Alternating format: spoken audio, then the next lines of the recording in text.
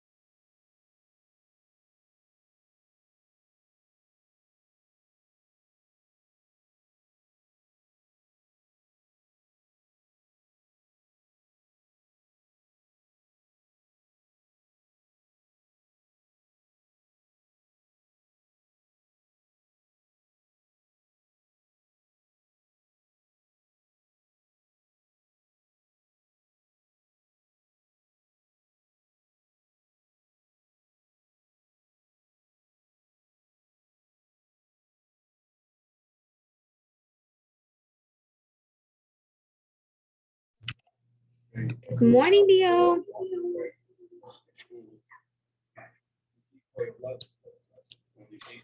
Good morning. How are you?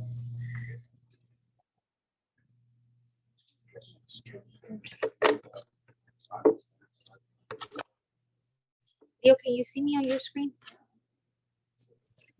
Yes, I can. Okay, awesome.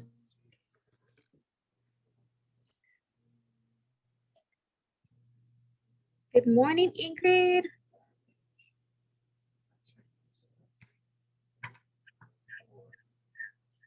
How do we do, where's this? View over?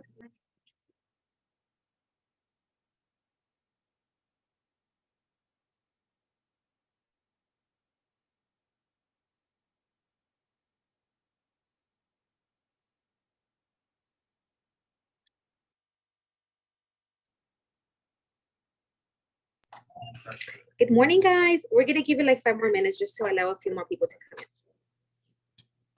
in. It's good.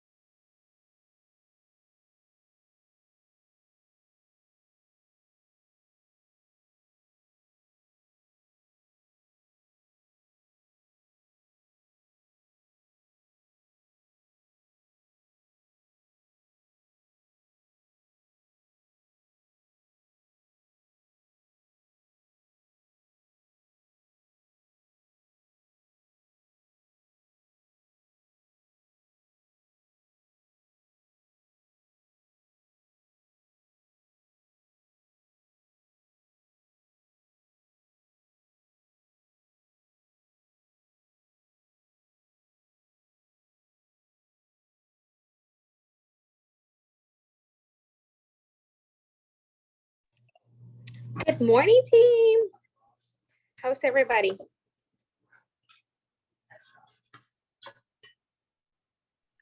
Good morning. Yeah, we're good.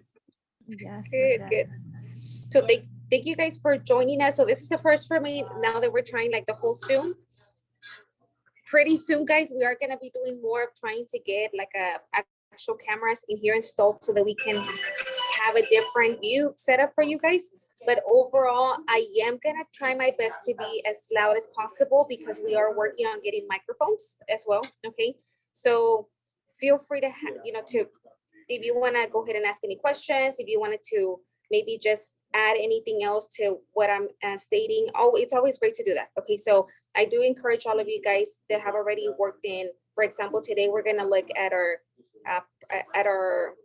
what is this called? I'm sorry, intranet. Okay, we're gonna be in our intranet, and if there's certain things in there that you guys found that could be helpful for the other agents, definitely feel free to pitch in and give us some advice for our new agents.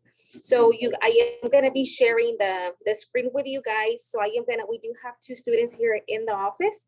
Okay, so 2 of our agents, they're gonna be taking the class live. So I am gonna be speaking out loud and just going and sharing the screen.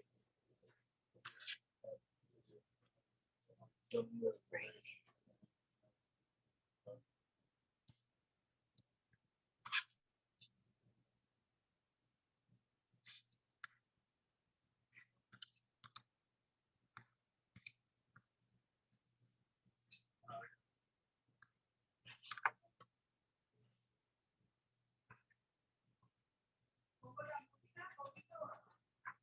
Very tiny. Guys, so as I am logging into the systems, it would be a good idea for y'all to log in because what we have, actually, Abigail, you have a book? Okay. We're gonna go ahead and send the PDF file to the people that are watching through the Zoom. Did we send a PDF file to them? Okay, so we'll send a PDF file shortly, guys, to your emails. And in the meantime, let's go ahead and just look over at the screen that we have. And today, it's gonna be all about systems. Okay, so what we wanna do is help you guys understand what is intranet, how do you use it? Why do we have it? We are gonna talk about dot loop. Also, same thing, what is dot loop for? And I'm gonna help you guys also learn how to create pre-filled documents so that it's easier for you to put offers together. Okay, and then the last thing is MLS. Yes. Lone wolf or property? Lone wolf.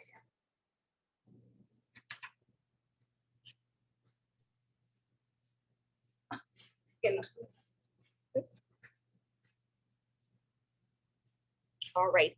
So we're gonna go ahead and get started. So if you wanna go ahead and again, guys, follow along today. This is Lone Wolf that we're logged into. So just to give you guys a little bit of, again, what is Lone Wolf and why do we use it, right? So Lone Wolf is a system that we have in the so that all of our agents can have access to our calendar. So this is where you guys are gonna log in and see what events are coming up, what classes are coming up, and you're able to sync your personal calendar with the calendar with the office, okay? So I have this shared screen here. I am gonna log in and I do wanna go live and walk you guys through what I'm discussing, okay? So are you gonna log in?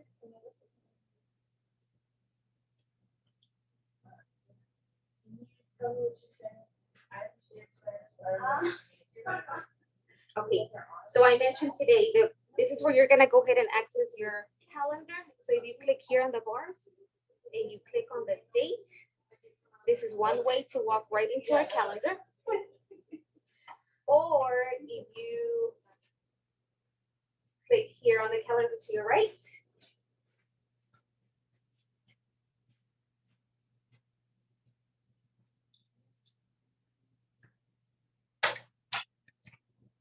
here to your right, you guys can also see the calendar.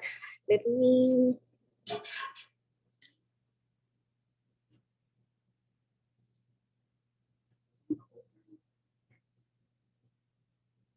¿Tienes one over there? The Lone Wolf account, or what are you having issues with?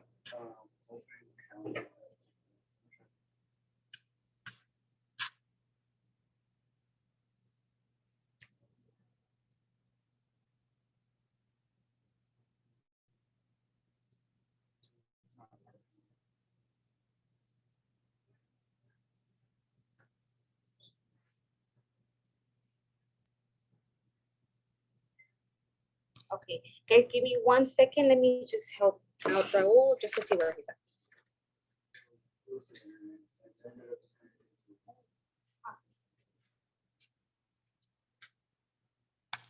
Okay, so again, so now this is a view of what the intranet calendar looks like. And if y'all notice in here, we have anywhere from, you can access the link to our open houses. You can see the next trainings that are coming up. When we have our preferred partners coming in and teaching you guys about title, teaching you guys about home warranty, insurance, whatever it is, we add them in here ahead of time so that you guys can go ahead and arrange and plan to attend these classes. As you guys know, we're going to basically now be offering a lot of these classes online, and we are working on getting even more classes for you guys in the very near future. Okay, so again, just a way for you guys to log in, get in there. But today's training, what we really want to go ahead and dig into is how we go ahead and submit compliance for your transactions. Okay, so when you have officially started working with a client, you are going to start paperwork, you're going to go through Loop, you're going to go ahead and put their offer together, and you also need to come and put in their information into the intranet. Okay, the reason why this is important is because intranet, one, it has the information for your client, but it also walks you through a list of steps of questions that you should be asking your client. Okay, so when we go here, and we're gonna go right back to the home page, you logged in into the intranet, you come to transact, and this is where you're gonna go ahead and start adding your client, adding your file. We're gonna add the plus, we're gonna click on the plus button to go ahead and add the new client. And then it tells you, is this a residential purchase, apartment, commercial, or are you basically just adding a referral party in here and you want to get a DA to send to the referral? Okay, so today is an example, and everything that I'm walking through, you guys through, you have screenshots in your PDF in the book. Okay, however, again, we're gonna go live so that you guys can get a better understanding of it. So today we're gonna work with a residential buyer. Okay, we're gonna hit residential. It's asking us, is this a sale? Which in real estate, guys, you're the selling agent when you're helping the buyer. You are the listing agent when you're helping the seller. So let's go ahead and make sure that we understand that, because when you're looking at the contract, it says selling agent, it doesn't say buyer's agent. Okay, when you're submitting or you're updating a file on MLS, it tells you who's the selling agent. And I see a lot of our newer agents put the listing agent because it makes sense. I don't know why they call it the selling agent, but selling agent is the buyer's agent. So that's why you see that it says here on the screen, is this a sell or sell listing? And a sell means the buyer, a sell listing means the seller. Today we're working with a buyer, so we're gonna select this first option. And then everything goes in order. Very simple to where literally, guys, as long as you guys are walking step by step by step by step, you don't miss a step. Okay, and right now, the more steps that we get into, you'll start noticing why it's super important to just start adding people in here as soon as possible. So now it's asking me, who are you working with a seller or with a buyer? We're gonna choose the buyer for this example. Okay, who is the buyer? So you are able to come and add parties into this, even if you don't have them under contract. Okay, so if you want to just come and say, hey, I'm helping Robert, I want to go ahead and just create a file for him, you can come in here at any time and just add Robert buying.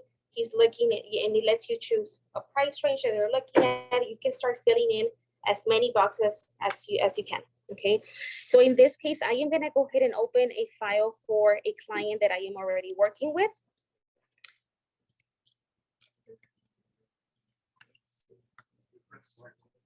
Yes, so hit start, and then it takes you to choose sell. Yeah.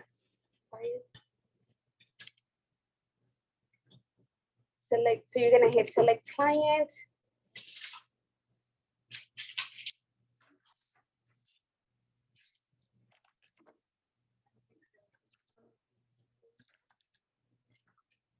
Okay, so this is a buyer. His name is Adelaido.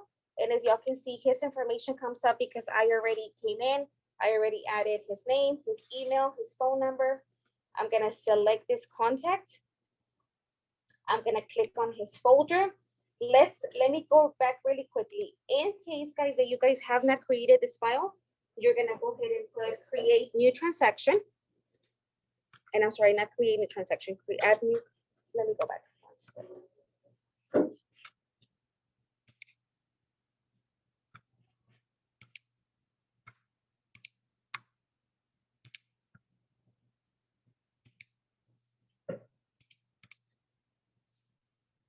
Okay, it is. So you would go ahead and do create new transaction if you have not added the party.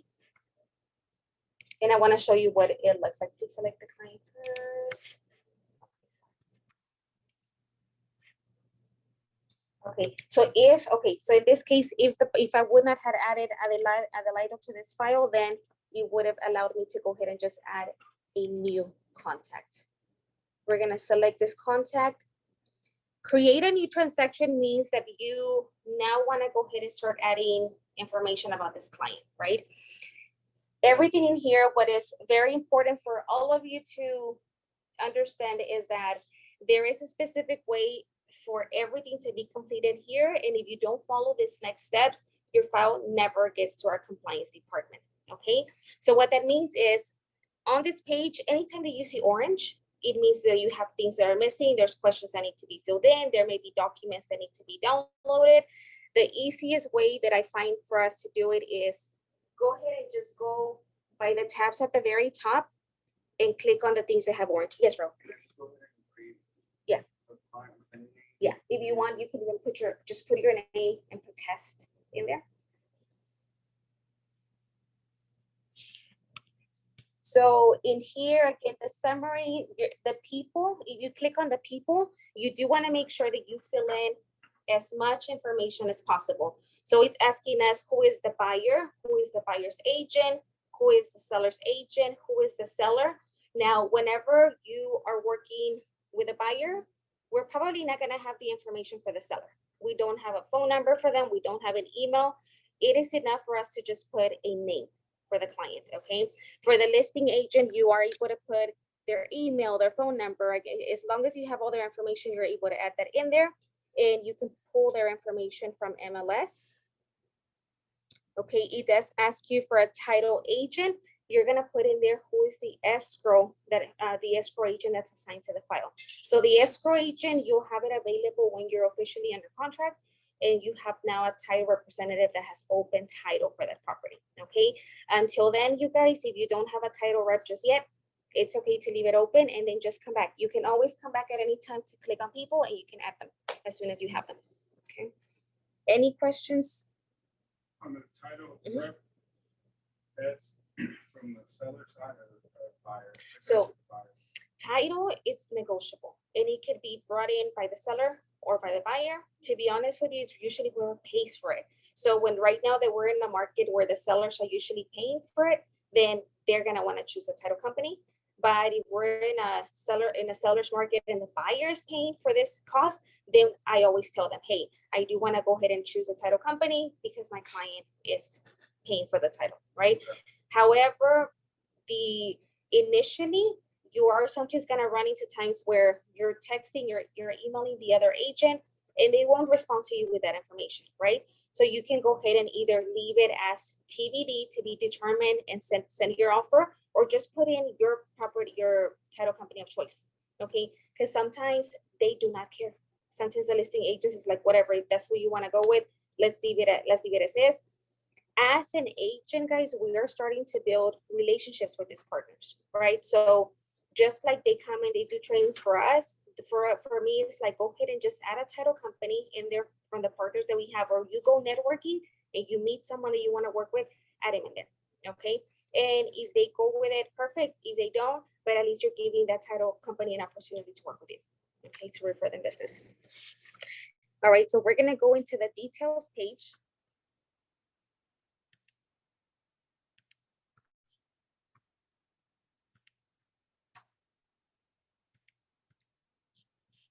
Okay, in the details page, it is telling us here that there's 3 items that require action. I am gonna go down and show you guys. In reality, it's it might be probably about 50 questions that it's gonna ask you, okay? However, because this file is already in process, I already answered most of the questions. And I did wanna show you guys an example of what this is, what information it's asking from you. It's asking you, is this a company lead? So basically we do have a referral program here. The referral program is if we give you our direct client that we're, that we have worked with in the past, we do a different split. If that's the case, you will just put yes. And the reason every time that you answer a question, the system is putting a specific document that you need for it, okay? So that's why it's super important to not leave any questions blank, because this is potentially how you could be at, at closing and you're missing a document, and it's because you never answered that question. So the system did not know to tell you, hey, if you would have said yes, the system would have told you needed this document, okay? So again, is your client a corporate account? Is your client a first-time buyer? What's your client's desired price or range? So it's very important that even as you guys are still working on getting the next lead, working on getting the next buyer, go through these questions, okay? Because as a new agent, guys, sometimes we don't know what should we be asking, what documents should we be collecting. And if you're literally just coming in here, play and work through all these systems, even without clients. And again, it's just basically so that when you officially have your client, everything is coming in, everything moves faster because you already know the expectations. And it does asking here, is the property subject to owners association? Why does it ask that? Because if you have select yes, it's gonna tell you, make sure you have your association addendum on that file. Okay, so again, this is just the list of everything that you guys should be answering, all the questions. Another very cool thing about this system is that at the very bottom right now where I am at, you guys can see that it's also asking you for dates. When did you first begin working with your client? By what date does your client generally expect to finish? And when was the contract executed? All of these questions are being asked because it's adding them to your calendar, okay? So when you log into this profile, not only can you see our calendar for the office, but if you put in there, this contract for Main Street was executed today, our option period ends in 7 days. When you log into your account, it tells you option period for Main Street ends this date. So basically it's already creating a calendar for you. In that calendar, you can only see it. We don't see all of y'all's transactions. Everybody sees the trainings, but only you guys can see your transactions in there, okay? So it's definitely just a helpful resource. Once you guys start working with, guys, 3 clients, I can tell you that you're gonna be running around, you're scheduling appointments, you're working with probably a husband and a wife, a title company, an inspector, a home warranty company, a lender, the lender's assistant. So there's so many parties involved that it is super important for you guys to add all these dates in there. Again, because this is how we easily lose track and miss items. The value that we bring as agents for our clients is to give them the reassurance that, hey, we know about the deadlines. We're gonna send a contract to the clients, and some clients may understand it, some of them may not. And the reason why they hire us as agents is because they want to have someone who is there to guide them, to help them, right? So this is just, and again, and I'm bringing this I'm sharing this with you guys because a lot of times we do feel like, hey, well, there's so many agents out there. I am trying to get this lead, but they're telling me that they're already also possibly be talking to another agent. How do you distinct? How do you what's the word? How do you set yourself apart from the others, right? And literally, it's these things that a lot of agents don't help their clients with. Like I always would tell them, hey, during the first consultation, this is what my part is. My part is that I'm going to help you find the best home for your family. And I am going to be the one that's going to help you stay on track, because we all have a life, just like how we have a job, they have a job, and I let them know I am going to make sure that you don't miss a deadline. And how do I do that, guys? Is simply by making sure that you're adding everything into your calendar, okay? So once I have again up here, let me see what are the 3 items that I have unanswered. And then complete. Okay, so once those 3 items are completed, the 3 at the very top disappears. Okay, And it's gonna basically then take us to the next one. So now we're looking at documents.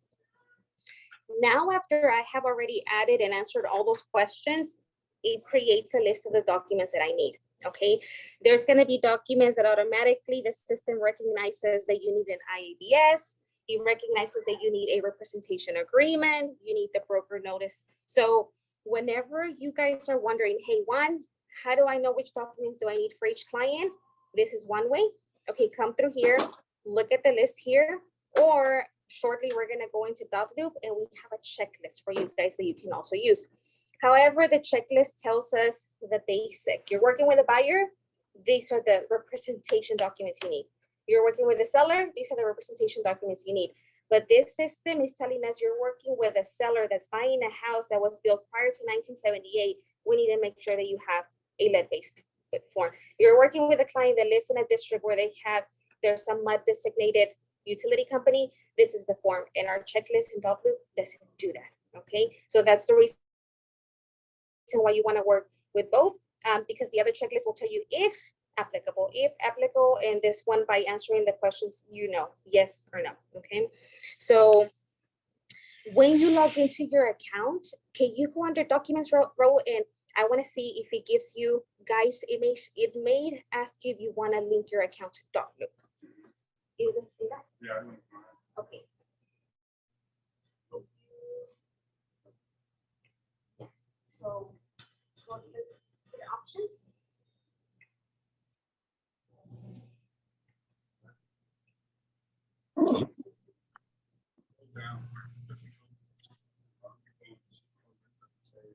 Okay, so if some of you guys, it may be the first time that you're going through the account, it should bring up something that states, do you want to link your account to Dotloop?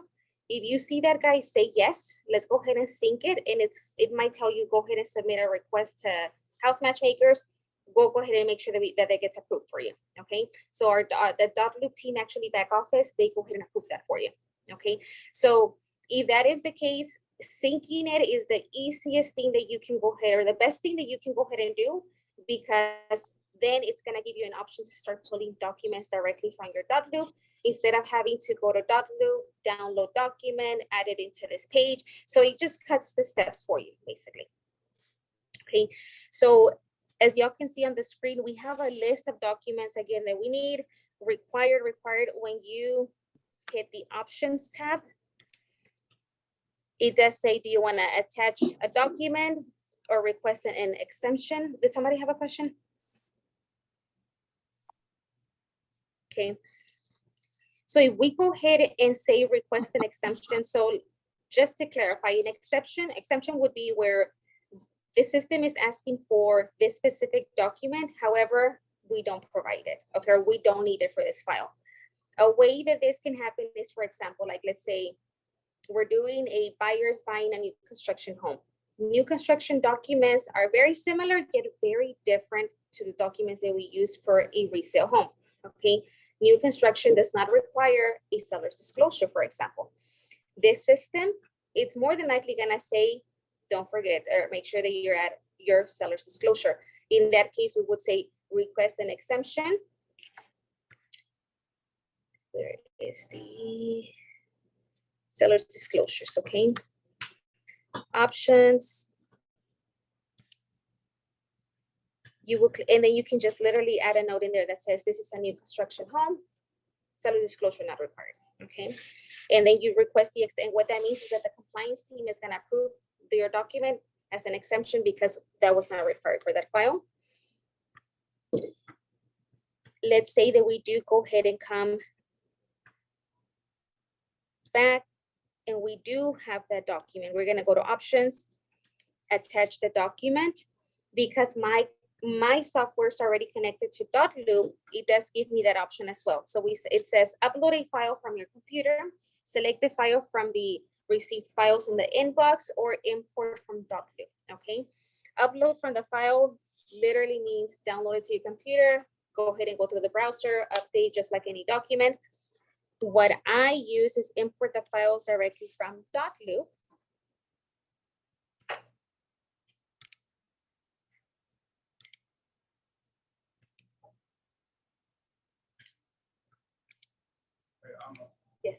new construction, typically the buyers use their own, or the builder use their own contract. Yes. So we would just, once that's all signed in, we would upload it. Yes. Yeah, so new construction files, the documents are usually they're created, so in new construction, the actual listing agent is the sales rep, okay? So just like how we would get an executed contract from a listing agent, we get it from the sales rep. What does happen normally with new construction is that they send everything to through zip forms. And you may be able to download the final file, or sometimes we're still waiting for a signature from their headquarters or whoever it might be. So if that is the case, most of their files do get timed. So they might give us access to that file for the next 24 hours. After that, we can no longer access it. Okay, so all you have to do is basically just make sure that any document like that, just send an email to them and say, hey, can you send me the finalized copy of the executed contract? And that's it. Or more than likely, the title company already has it.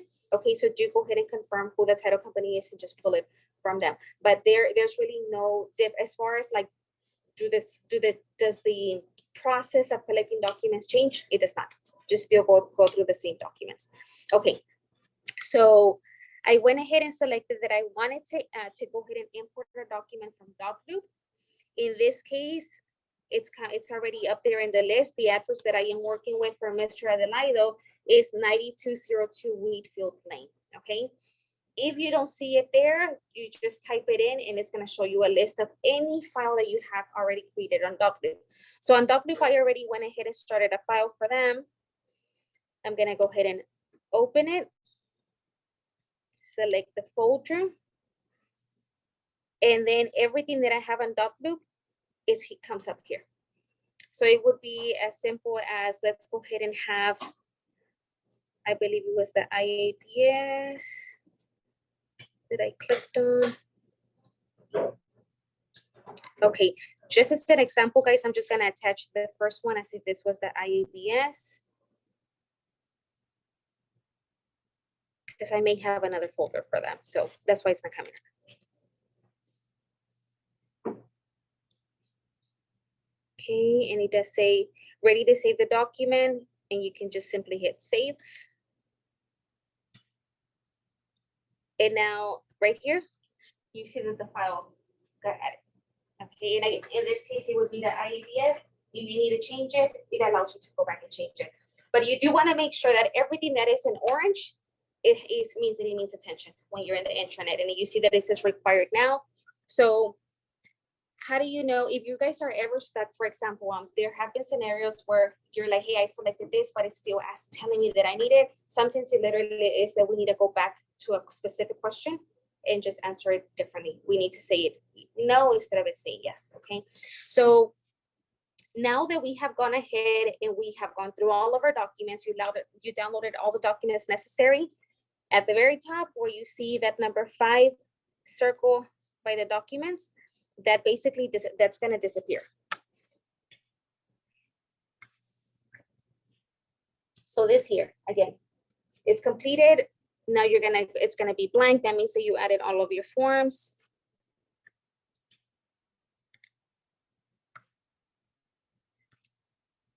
The next one here is the checklist, okay? The checklist is an additional way, same thing for you to be adding things to your calendar. So it says get an agency disclosure signed by the client, which basically just means that that's your representation agreement. Receive the conditional approval letter from the lender. So as you're going through these, you have the option of either just checking it, put complete, I already did it, and it's up to you if you want to add a date in there, okay? So if you want to add it to your calendar, do make sure that you click on the set a due date, set a date, and it adds it to your calendar.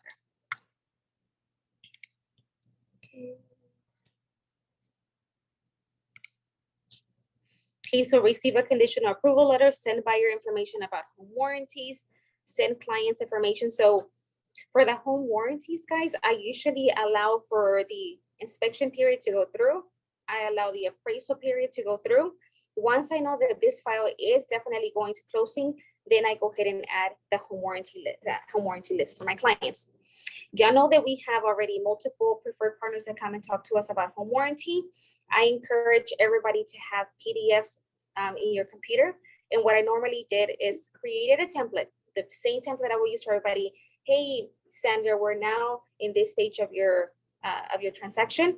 It is time for you to choose your home warranty company. I am sending you a few options of companies that I have worked with, but feel free to go ahead and either look around, go to Google, shop reviews, give them a phone call and compare them and see who is the best for you, but just have a template. And then I would add it here, set a date in my calendar, and I would say 2.5 weeks from now, we should have the inspection, already process completed. We may have an appraisal back. I'm gonna have a reminder on the, let's see, today the 16th. Let's say in the next 2.5 weeks, I'm gonna have a reminder that states send an email to, and it's basically gonna come up there in my calendar. Okay, and that's again just a way for you to make sure that you don't forget. Home warranty is another thing that's also negotiable, guys. Okay, so right now that it hasn't been specific already, like considered a buyer's market just yet, because we're still kind of like have buyers, have sellers, right? But to be honest with you guys, right now it's more of a buyer's market than a seller's market. So anything that is fees on an account with the earnest money is really negotiable, right? You can honestly be offering less for your clients. Home warranties, ask for those sellers to pay for home warranties for your client. Home warranties can range anywhere from $300 for like smaller properties or condominiums is usually about that range. In a house, they can go up to like $600-700, depending if they got the fanciest home warranty that was offered, right? So what I normally tend to do is, to me, my sweet spot is let's just ask for $500. And it's what the contract says is my client, the seller is willing to pay up to $500. So if they get one for $450, the seller only has to take care of $450. However, if they get the one for $700, then I do tell my clients the seller will pay $500 for you, and you just worry about paying the difference at closing, and you can go ahead and do that. Okay. So any amounts in the contract, guys, for the most part, know that it's negotiable for your client. I'm telling you, I always ask for extra. The only time that I would not ask for anything extra is if I know I'm competing against multiple offers. Okay. So that is super important. If you have a client that loves the property, let them know, like, you do your CMA, the price is fair.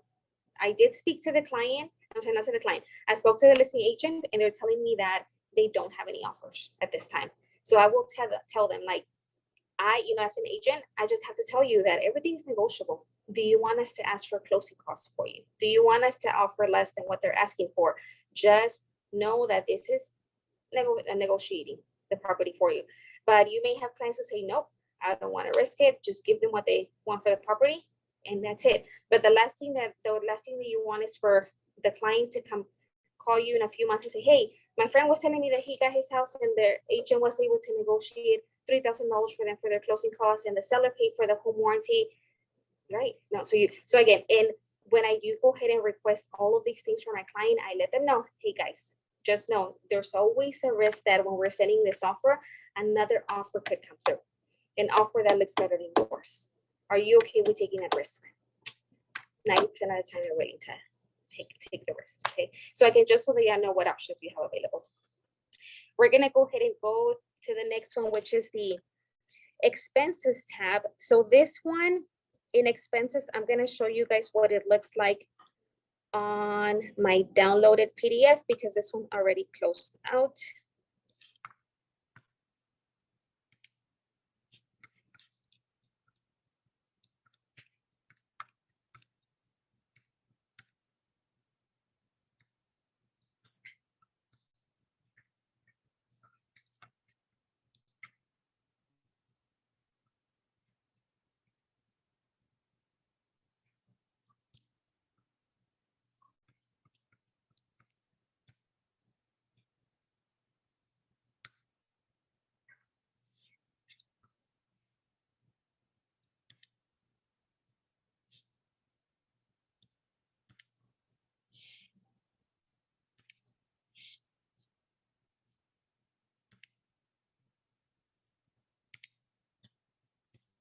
Okay, so when you hit the expenses tab on your end, this is what it's actually gonna look like, okay? The expenses is basically now a breakdown of anything that has to do with the finances for this property. How much did the property cost? Okay, I'm sorry.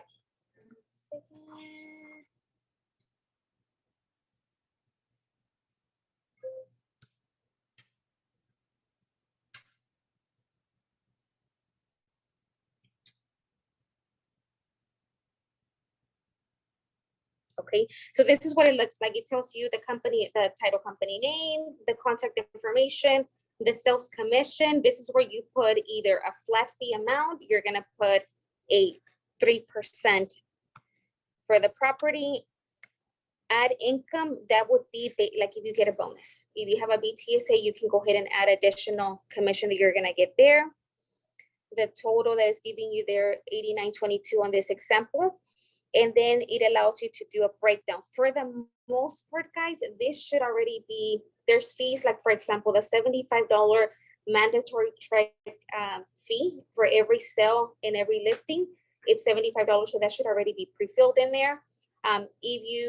Your split should already be pre-filled in there for you, the percentage.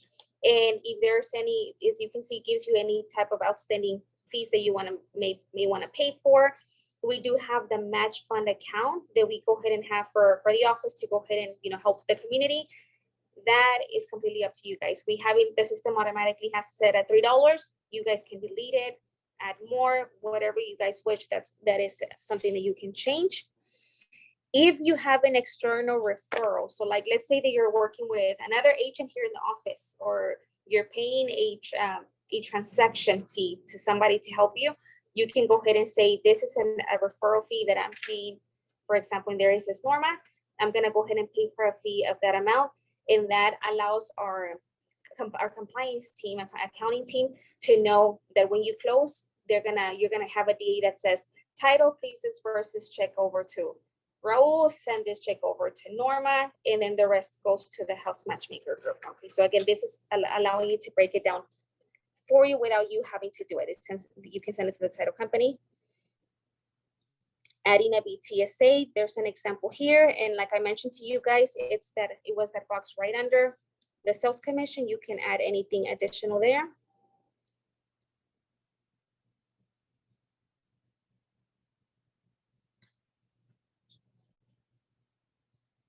Okay.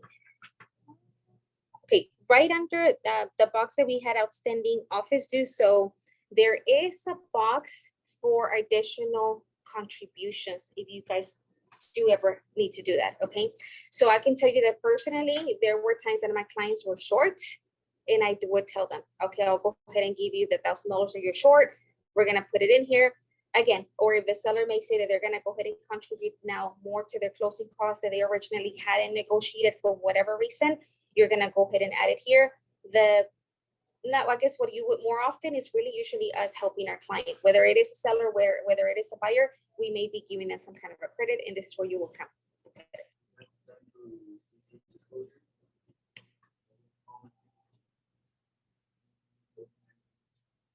So there is actually a letter that you guys have access to in document, and it does say basically that you guys are gonna be giving a credit to them for whatever reason. Just make sure that any type of money that is being changed from what what the contract says. So the contract says you guys are getting 3%.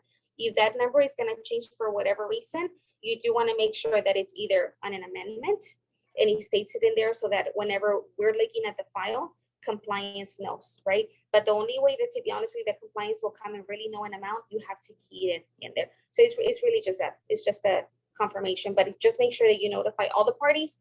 Because remember, there is a lender and there is a title company that's also running their numbers for closing, and then those amounts need to match. So if you guys never told them you were going to give a credit of $1,000, they're going to get to closing and they're going to say, hey guys, your client is short $1,000, and then it creates a delay on your file. So just make sure they'll fix it, but it literally can push the closing either a day, a few days, depending on how busy the title company is or the lender.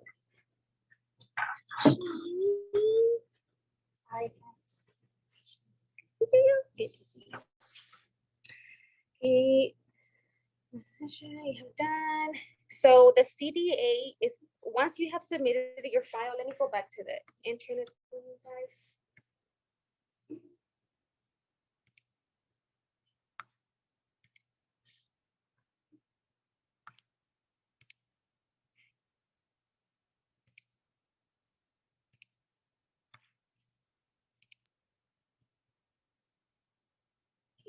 Once you guys have entered your expenses in the history tab, and basically history is just telling you everything that you have submitted. You came to add a disclosure, it tells you when you added it. Now, right now, we're gonna say that this file has been is successfully filled in. All the questions have been marked. You're gonna start noticing that over here to your right, this section, you're gonna see everything in green. So that orange square turns into a green square. Those other circles are a representation of everything else, of the details, of the documents, of the checklist. So everything starts turning green. When everything is officially completed, the submit button that's gray right now turns blue or green. I don't know, you know, you're just gonna be, it's gonna be clickable. Let's just say that, okay? Clickable means that your file is pretty much ready to submit for compliance, okay?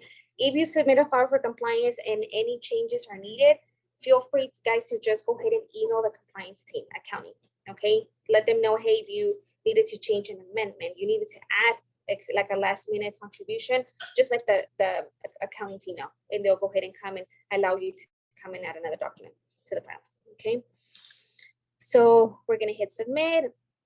There is 2 submit buttons, okay? So a lot of our agents see the submit and you think you're already done.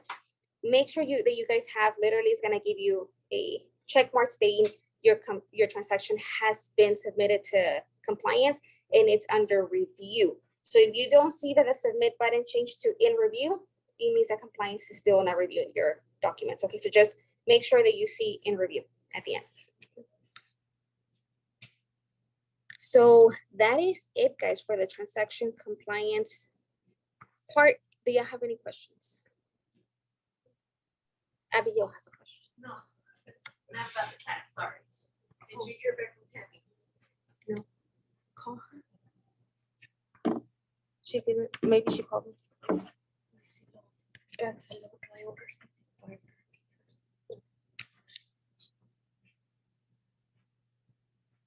I have a question. Yes. So when you're doing the transaction with the splits, and let's just say you are getting a BTSA, do you also have to split that with the brokerage, or is that just you get the full commission on that? So it is split with the brokerage. Okay, so any commission that you guys receive, it is a full commission that the brokerage receives. So unless we literally get that BTSA on the side, or you guys arrange how you're gonna get it separately, but anything that comes into the office as part of the compliance, it does get split with the brokerage. And you just add that amount on there, and it automatically does it for you, right? Right, yeah. So you literally just put in there the amount that your BTSA, yeah, see, and then the system recognizes your split. Awesome, thank you. You're welcome.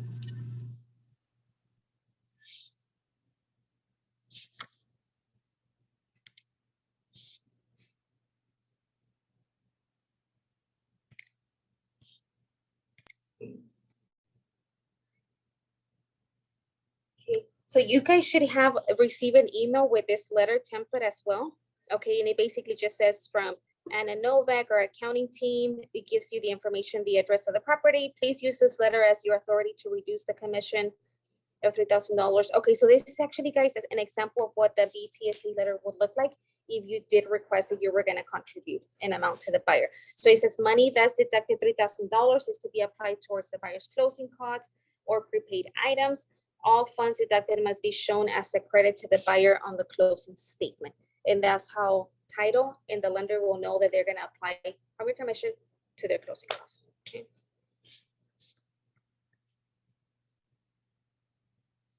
Okay, we're gonna hit in this sample on your PDF. You can see what I was mentioning earlier about everything turns green. You can see all the check marks. So the submit button turns black. Okay, then It says submit again. And again, just make sure that it says under review when you leave. Okay, so again, guys, that's it for the compliance piece, submitting your file. Practice, you are free to come in actually, guys, so just even add like a test file. Come in here and put test file for whoever and answer all those questions. Just don't hit submit at the end or else accounting will think you have it.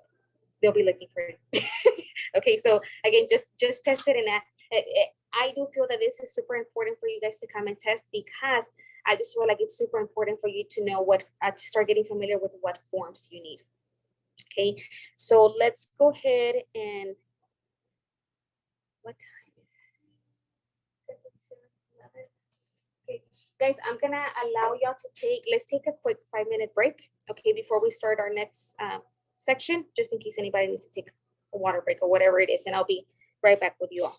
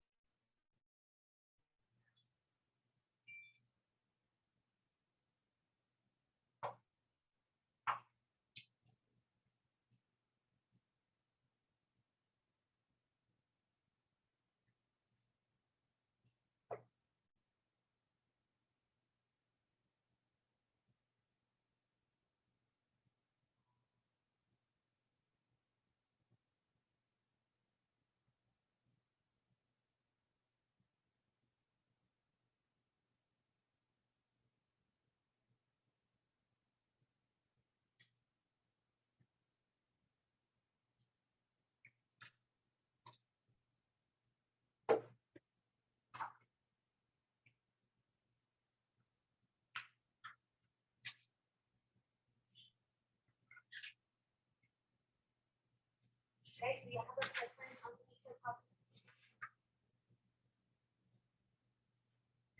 No, something you don't eat on pizza.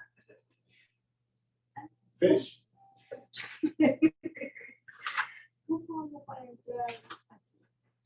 Yeah. Go ahead and search on your emails for the local.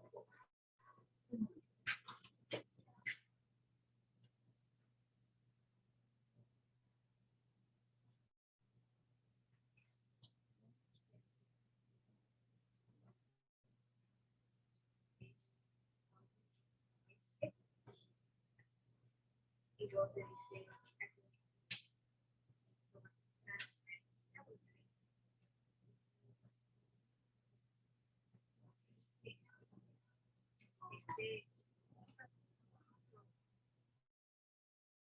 ya, este es el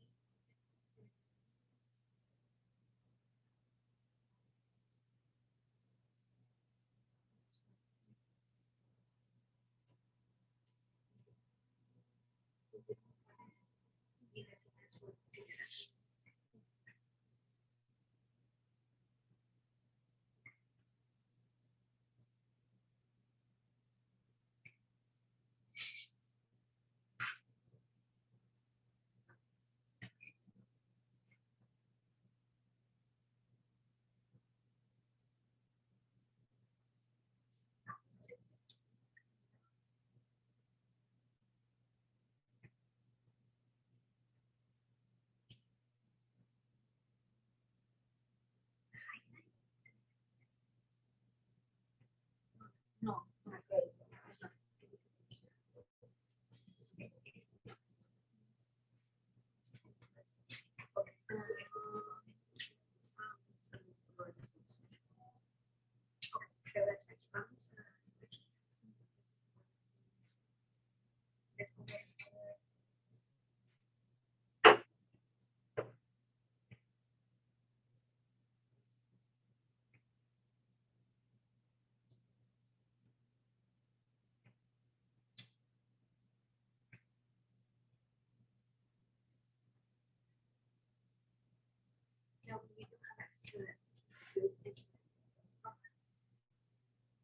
Yeah, this one, we just, yeah.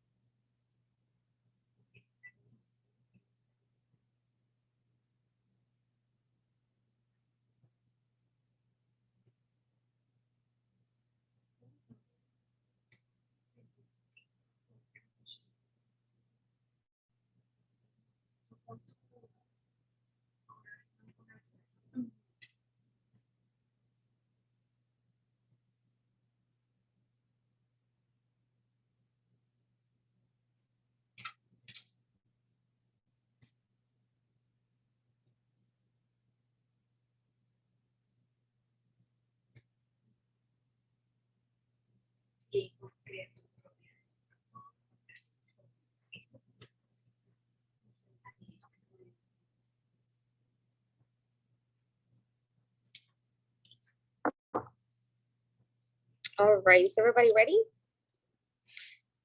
Okay, so for the next section, we are gonna go ahead and now talk about dot loop.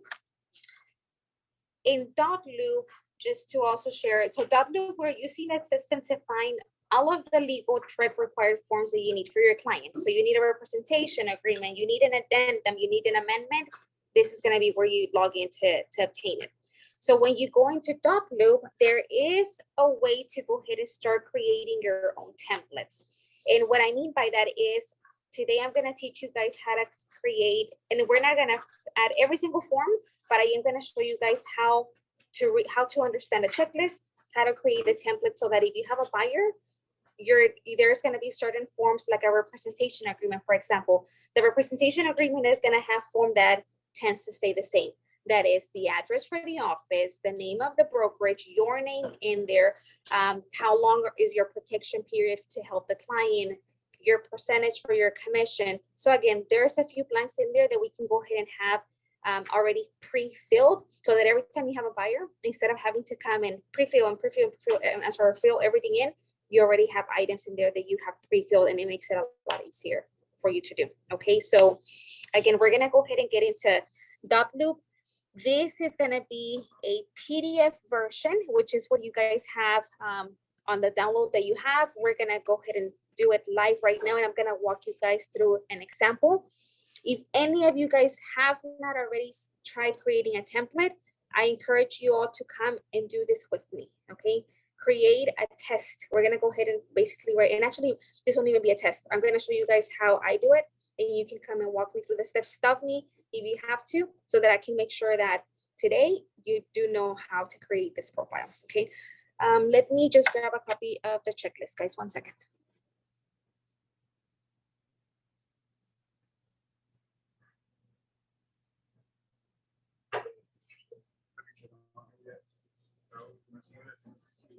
I've looked around, but I haven't really.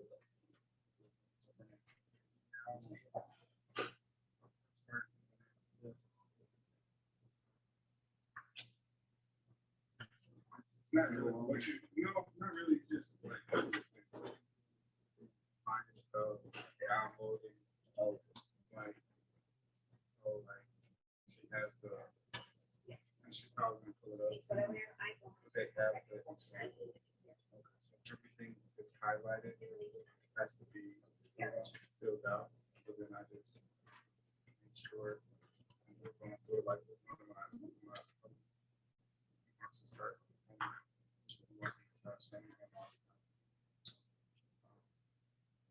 So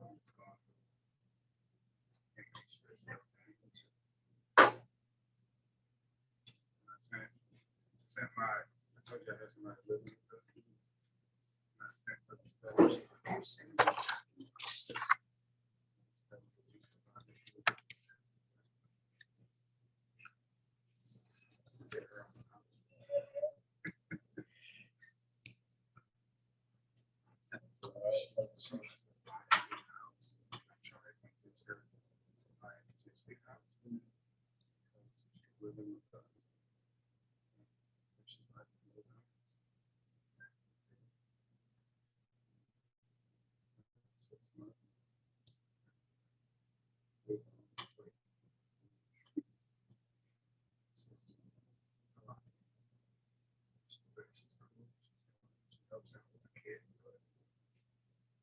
All right, guys, so in your training packet, you have a copy of that checklist that you see on the screen, which is this right in front of me, okay?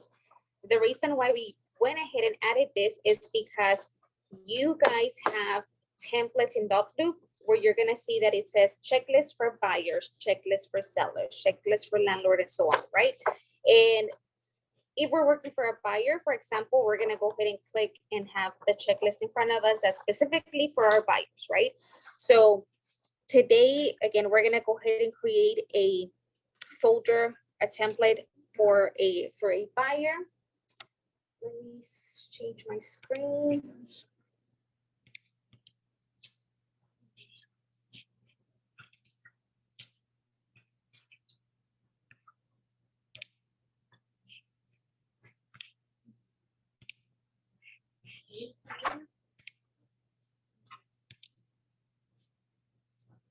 Okay, so you are here on your W profile, and what you're gonna do is we're not creating a loop. Okay, today what we're gonna do is we're gonna go ahead and add to our templates.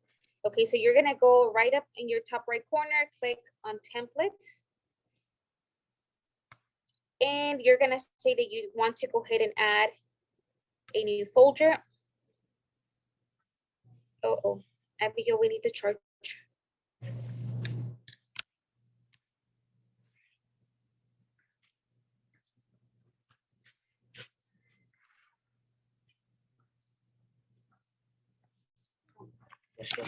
Oh,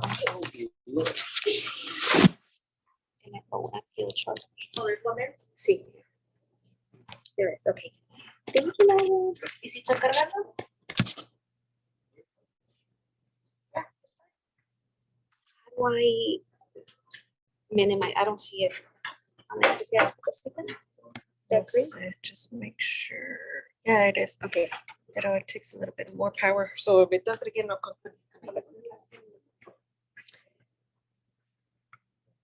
Okay, guys, so we're gonna go on your right here at the top where it says new folder.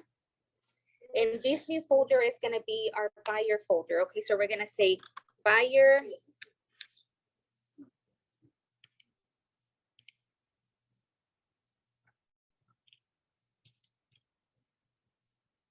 Buyer template, okay?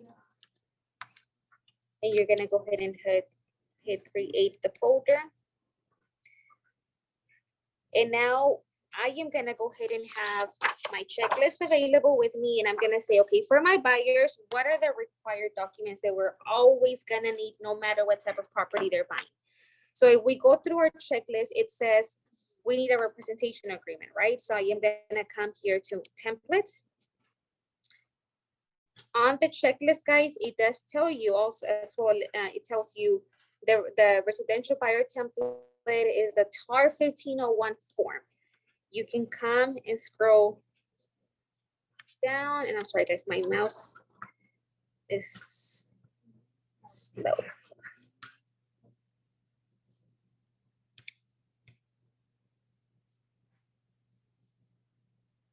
So in the checklist, it does tell you if it's a TAR form, if it's a TX or a TREC form.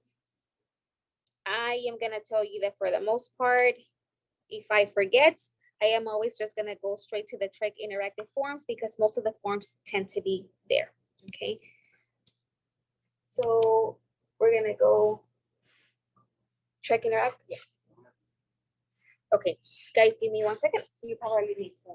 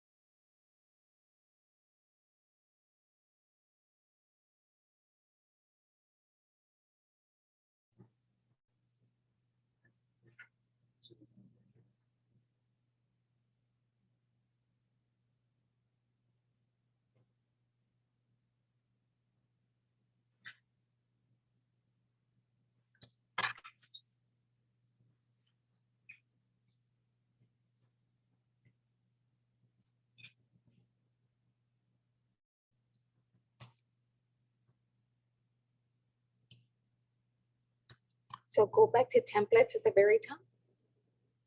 Okay, yeah, so now you're, yeah, add me, yeah, new folder.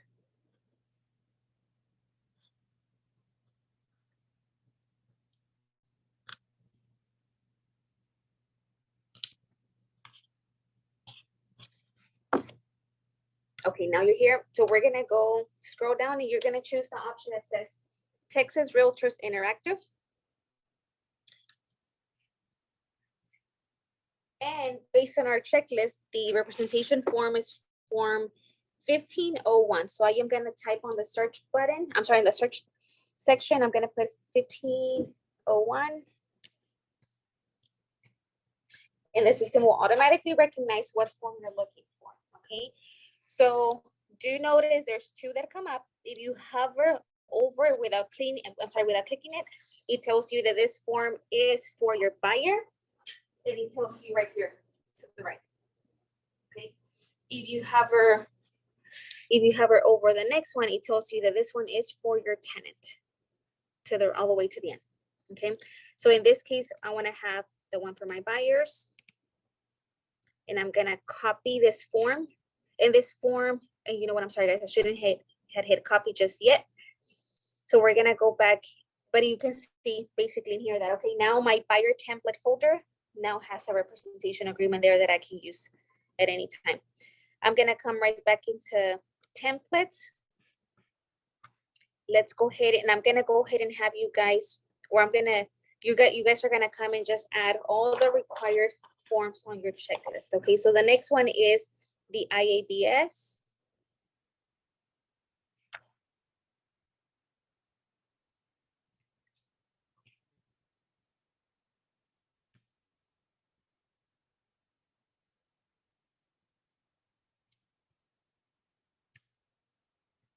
So we go back to Texas Realtors Interactive Forms.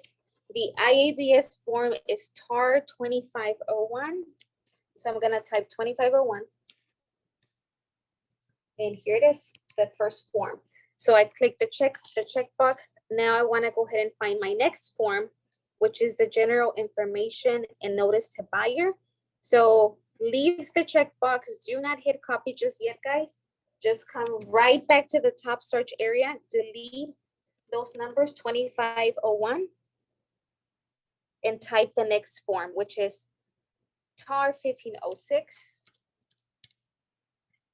And I'm looking for the general notice to buyer, and that's the notice to seller. Okay, so we're gonna go with the first one, which is the buyer's notice. Okay, I am gonna look through my checklist. Do I see any other TAR forms before I exit out that I need? Yes, I do.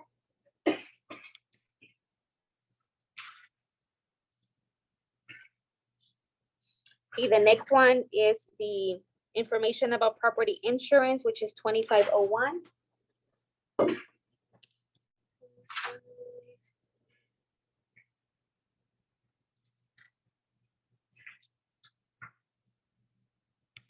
Okay, so check mark, and then again, guys, so we're basically just repeating the same steps to make sure that we have all the forms that we need. For your protection, get a home inspection, TAR 1928. Select, okay. So from my checklist, I got all the TAR forms that I need. Now I am gonna hit copy. And those forms have been imported into my template, okay?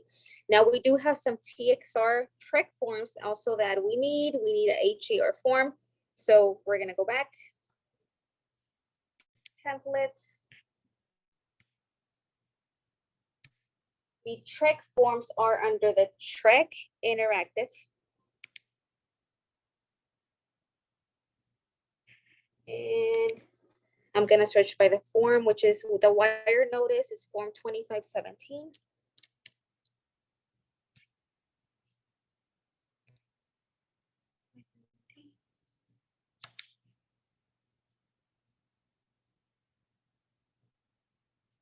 TXR 2517.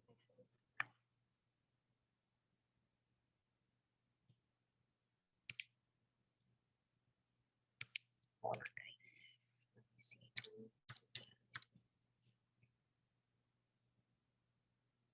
Okay, so that one actually came up under our TAR form. So again, guys, if that happens and it doesn't come up for you, just switch into the TAR template instead of the TREC one. It's gonna be one of those two. We're gonna go ahead and select the first one because that's the one for our buyers, our wire fraud notice to buyers. Okay, now I'm gonna hit copy.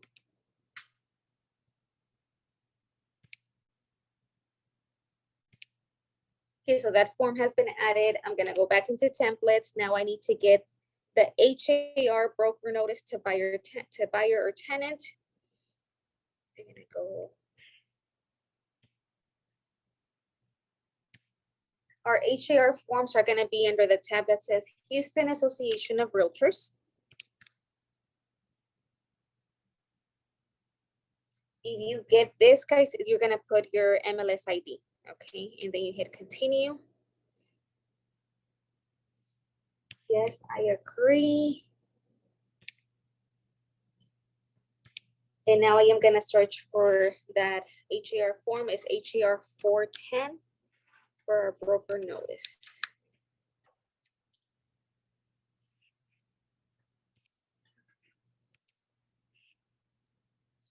Okay. We're gonna hit copy. Okay. And then the last one from the required ones, it's the HAREI, which is our inspector list. And that one has the little logo for House Matchmaker, which means you're gonna find it under the House Matchmaker folder. So you click on the House Matchmaker tab, and we're gonna look for that form.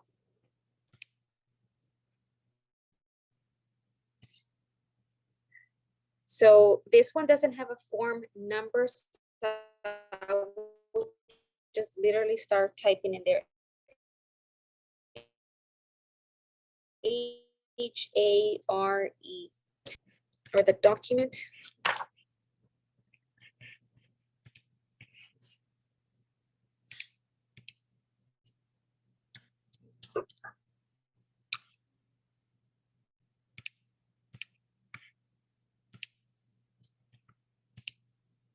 Okay. So at this point, guys, what we did is we went ahead and created and added, well, we added all the documents that we know that are required to help a buyer. Okay, so at least now that you have a buyer, now you don't have to wonder, hey, what documents should I have ready just to start representing this client? This is it. Okay, so we are gonna go ahead and come and open the broker notice to the buyer.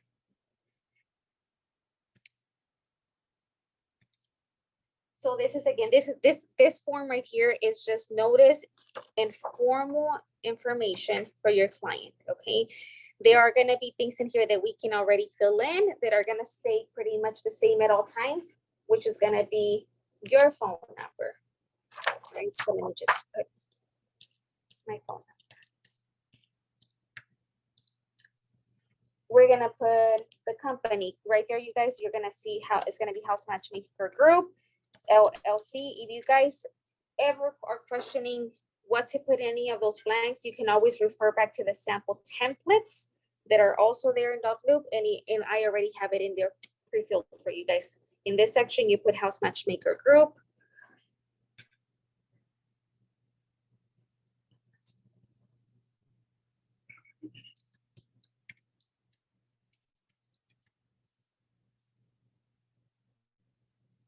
House Matchmaker Group, LLC, okay?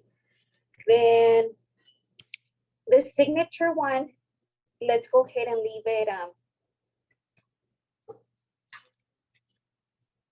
address. Okay, guys, this one, I'm sorry, where I put the company name, we're actually gonna move it right up. That's where the address for the address for the office should be.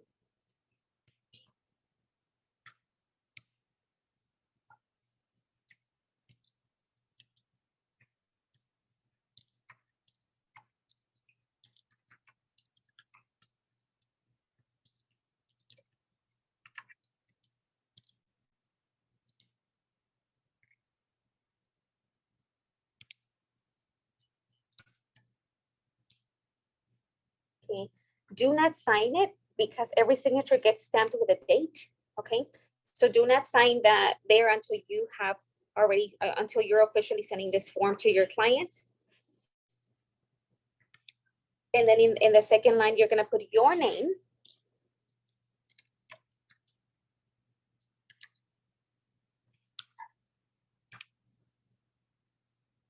Okay, and we're gonna hit save.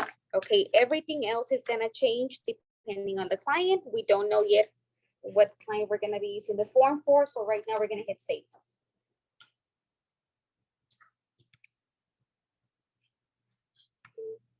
The next form that we have is the wire fraud form. In there, broker's printed name. Again, we're gonna put House Matchmaker Group, LLC.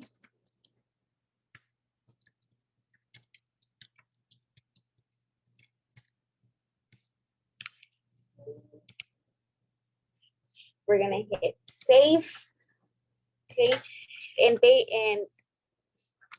I'm gonna do the representation one, and then you guys can fill out the other ones, okay? On your own. So let me go and open the representation one, since that's the longest one to fill out.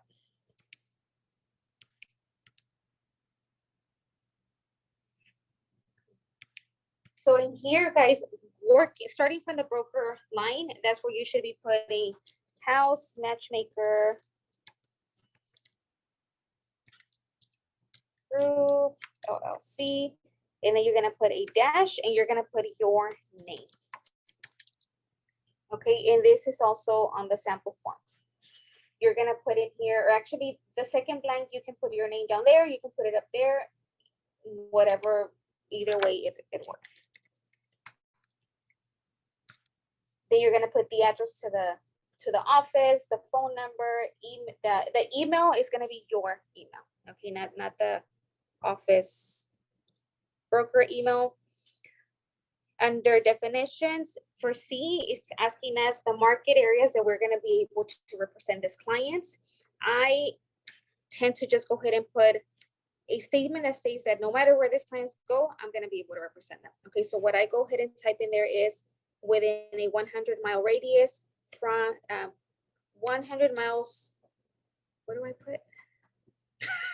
Within a 100-mile radius. From Houston. Houston, like that. Area. Yeah, I got it. pulled up. You got it. Harris County and all surrounding counties within a 100-mile radius. Okay. Thank you, Melvin. So yes, we put here.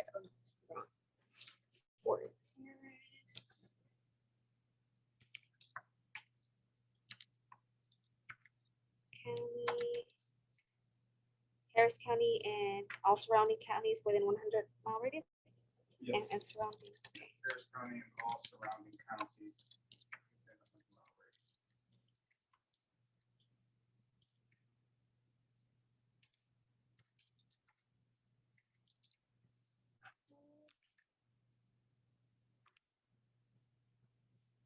The term, we're gonna leave it blank so that we can just use it for multiple clients. Name of the, there's a relocation company. In my experience, guys, I really didn't deal with relocation companies. So I just had it as NA. And if I needed to come and update, I would delete it. But because I knew that I hardly ever work with relocation companies, I just went ahead and created my template with an NA. Intermediate status, I always put yes, unless my client tells me that they do not want to work with it as an intermediary status. Intermediary status, guys, just to explain for those of you who may not be familiar with it, this is indicating that you are allowing for me to represent you even if we're working with other house matchmakers. So if my colleague has a listing that I am showing you, you are okay with me showing you that property. So that's, again, it's just stating that the brokerage may also be the one ending up with both parties, because at the end of the day, who is responsible for these parties is the brokerage. Even if it's two different agents, it's the broker that is entitled to be in charge of both of the parties. So intermediate status there. The next blank that we have in there is the broker fees on number 11. Same thing. For me, it was standard. We're gonna put 3%. If the MLS shows something different, guys, don't worry. This is, right now, this agreement is, this is basically what we normally do. If the MLS is something different, just make sure that on the offer for your client, you're going with the commission that's stated there. Or if you are gonna negotiate your commissions are negotiable. Again, it doesn't matter what you put in here and what you put on the contract. The contract is gonna go, I'm sorry, the percentage used in the contract is what it's really gonna validate at closing. Okay. I also go ahead and select the second option that says one of the month's rent. So there are going to be times, guys, where your clients may end up saying, hey, you know what? I can't find the house that I was, a house that fits my requirements or what I'm looking for. So let's go ahead and actually just find a house for rent. I am going to save up money and, probably buy a house next year. So what I do is I already have it in this agreement that states If my client needs help with the rental instead, I am gonna get 50% of 1 month's rent. And this means you don't have to create an additional representation agreement because now you're gonna be helping them rent. Does that make sense? Okay, now we're gonna go to the next blank.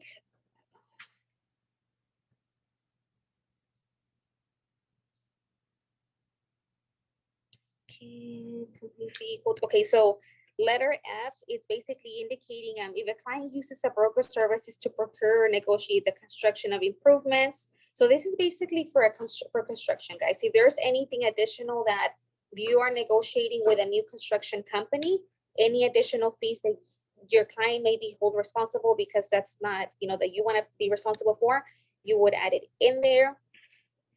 In my experience, there was never anything extra negotiated in new construction other than what's already under contract. So I would put NA for every single document in this business, guys, because these are legal documents that we're working with. Try to never leave anything blank. If it doesn't apply to your client, it's safer to put NA because you can always run into a lawsuit where they say, well, did you skip this question? Did you not see this question? Or could somebody come in and technically add something in there for you? They can. Okay, so it's better to just put NA. Okay, we are in the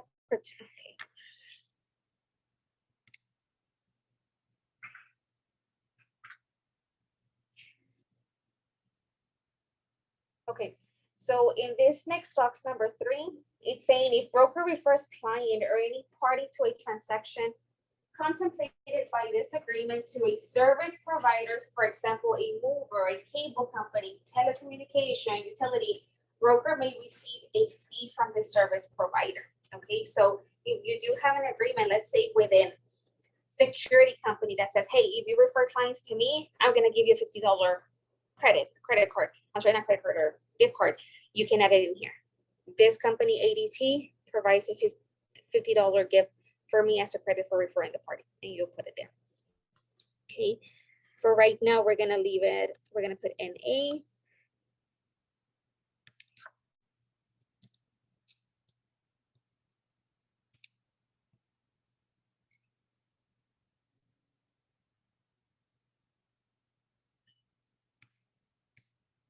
Okay, this protection period means that, let's say that you have a client who you had a representation agreement for 6 months. The 6 months came to an end, and unfortunately they didn't find a property, but next week they call you and they say, hey, Alma, you know what? I actually do want to go ahead and let's go ahead and just make an offer on that property that you showed me last week. I am interested. Instead of having to go ahead and get a new contract, this is basically telling you you are still able to at that time send an offer for your client. This protects you. However, I will tell everybody, go ahead and update and do come and just change and have them sign again. But again, it's just enough for you to know that, hey, if you're literally wanting to send an offer, you can do it. Even if they take 3 days for them to sign the new representation agreement, you're still able to represent them during those 30 days of protection, okay? The next blank, it talks about the county. The county that it's asking for is, where is the brokerage located, what county, and where does the fees or the commission, what county does it get sent to? That goes to Harris County for us. Abigail, we do need your charge. Okay. Number 16, under addendas, I would go ahead and basically just put in there, guys, what the standard required forms are. So we know that we are providing an IABS. We know that we are providing information about insurance, information about general information, a wire notice, basically everything that was on your required checklist, check those. Special provisions, we're gonna put in A. Special provisions, guys, we really should not be putting anything in there unless it's something that was recommended by legal advice, okay? So anytime that you see, even on the contract, special provisions is one of those sections that they tell us do not touch. And the contract, it is more specific and it tells you there. Only put factual or legal advice into this box. Okay, so I always just leave it as an A, because you will have clients that sometimes come in with their personal attorneys, and they have their attorneys reviewing all the documents, and they may ask for them to add something additional in there. And then we get to the bottom, broker's printed name, broker's associate signature, broker's printed name. So again, guys, house matchmaker group. I shortened it out just for the example, okay? We're gonna put the license number for the brokerage.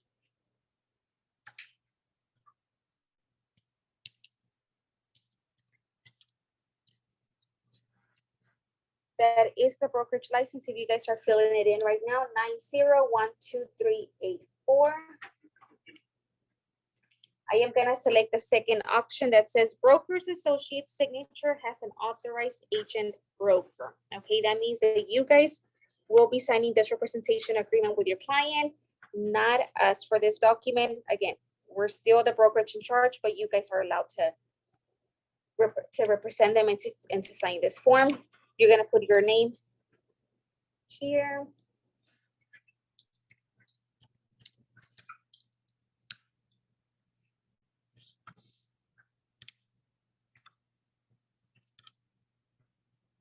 Okay, so that's the last form that we're gonna pre-fill right now, but I basically wanna show you guys what this is doing for you, right? How does this benefit your business? So you're gonna make sure that you pre-fill all of these forms that are already here. And now we have a client that we're working with. We're gonna create the loop.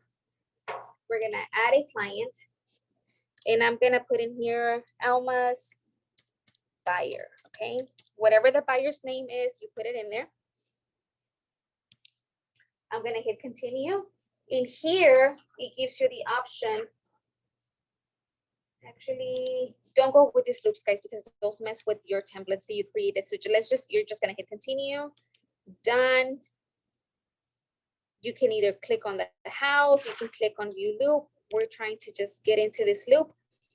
And now when I go into templates, I wanna say, this is my buyer. I wanna bring in here the template that I created to my buyers. I wanna bring in all these documents because I know my client needs all these documents. And this just brought in the documents that you pre-filled. So now that means that we're gonna open the representation agreement. You can, and actually guys, before, well, just to show you an example, is you can see everything that you already have pre-filled in there, it's already there for you. So that you're not having to create a new form every single time. I would say for me, what was easiest to go ahead and just have everything filled in faster. I would always do the download, bring in all my forms in here. I would come to view details here at the top, and I will start adding my parties. Okay, so you're gonna add my buyer, you can add the agent, you can go ahead and I would always add buyer, seller, agent, and myself, and that's it. So just those 4 parties. And the reason why I do that is because when I come and I click on the forms, it does give me the option to pre-fill my forms based on what I already have there. And it's gonna put in there the buyer's name, the agent's name.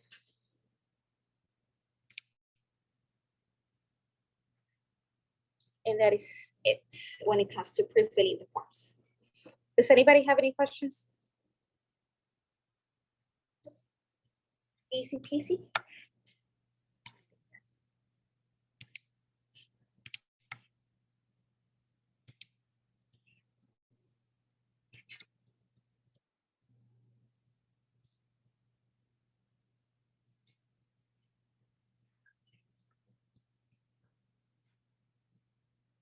On templates, you put all of these, right?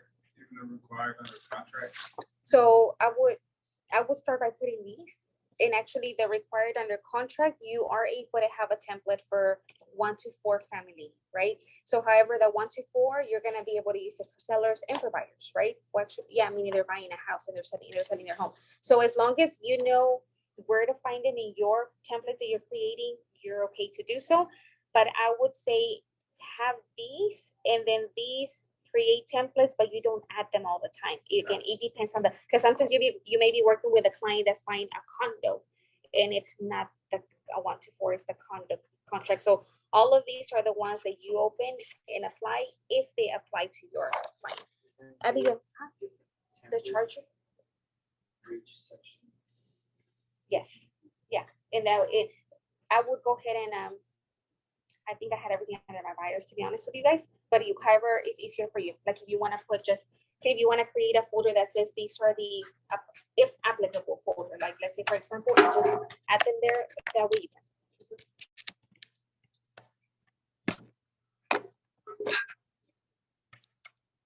Okay, guys, the guide that you have there, it's literally walking you step by step with what I just did.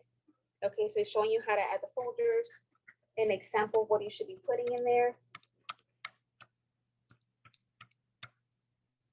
Let me make sure I didn't miss anything. Okay. So let me show you guys, just in case you're not familiar with sharing forms with your clients. So once you have,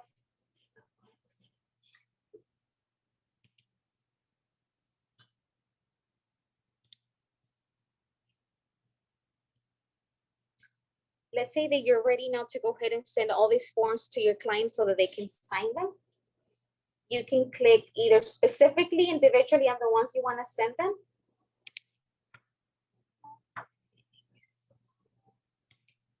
Select all, then you see how the share button lights up here. And it tells you who do you want to share it with. By the time you guys have already added people in there, like your buyers, the sellers, the listing agent, in reality, guys, I would only send stuff from here to my clients. Okay, just your clients, and I would add the listing agent because sometimes it's easier from our phones to just grab something and send it to them through here, but you don't need to send it to the seller. That's the listings agent's job to go ahead and receive your email, and then they'll send it over to their clients. But again, if you're ready to have your client's name would have came up here. You choose their name, and it's gonna say share. Okay.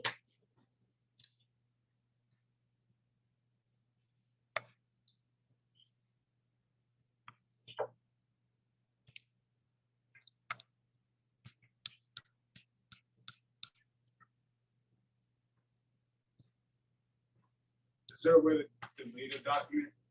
Yes. Put on the- Yes, so I can show you how to do that. So Melvin just asked if we are able to delete a document from here. Yes, you can. So you would basically select the document that you want to delete. Let's say I want to remove this inspector list from here. You come to the 3 dots all the way at the end.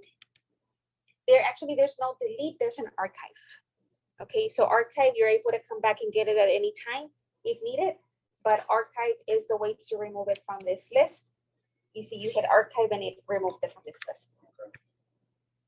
Okay, another thing that you guys, you're gonna use is, for example, once you get the executed contract. So right now you're gonna have in here, you created an offer, you have a contract, but then you receive the offer that got accepted and is executed by both parties or by all the parties.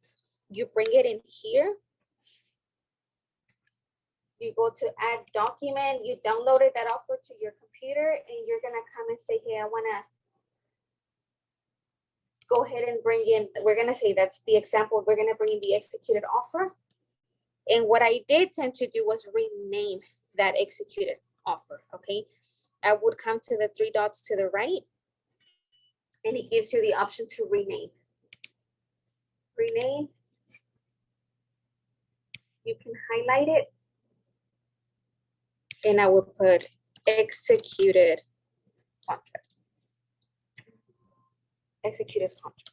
And I would come back and I would archive that other 1-4 contract that I had in there that was only signed by the buyer.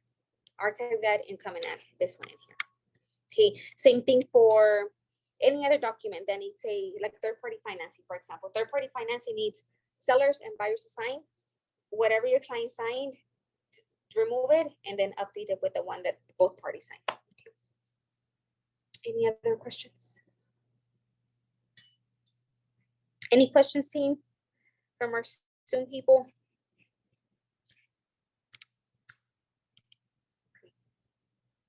So that is it, guys, for our dot loop section. Do we want to take another break or just keep going? Does anybody need another quick break before we get into the matrix section? Okay.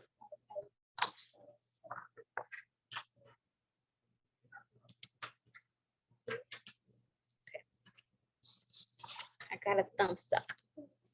So we're gonna go ahead and keep going.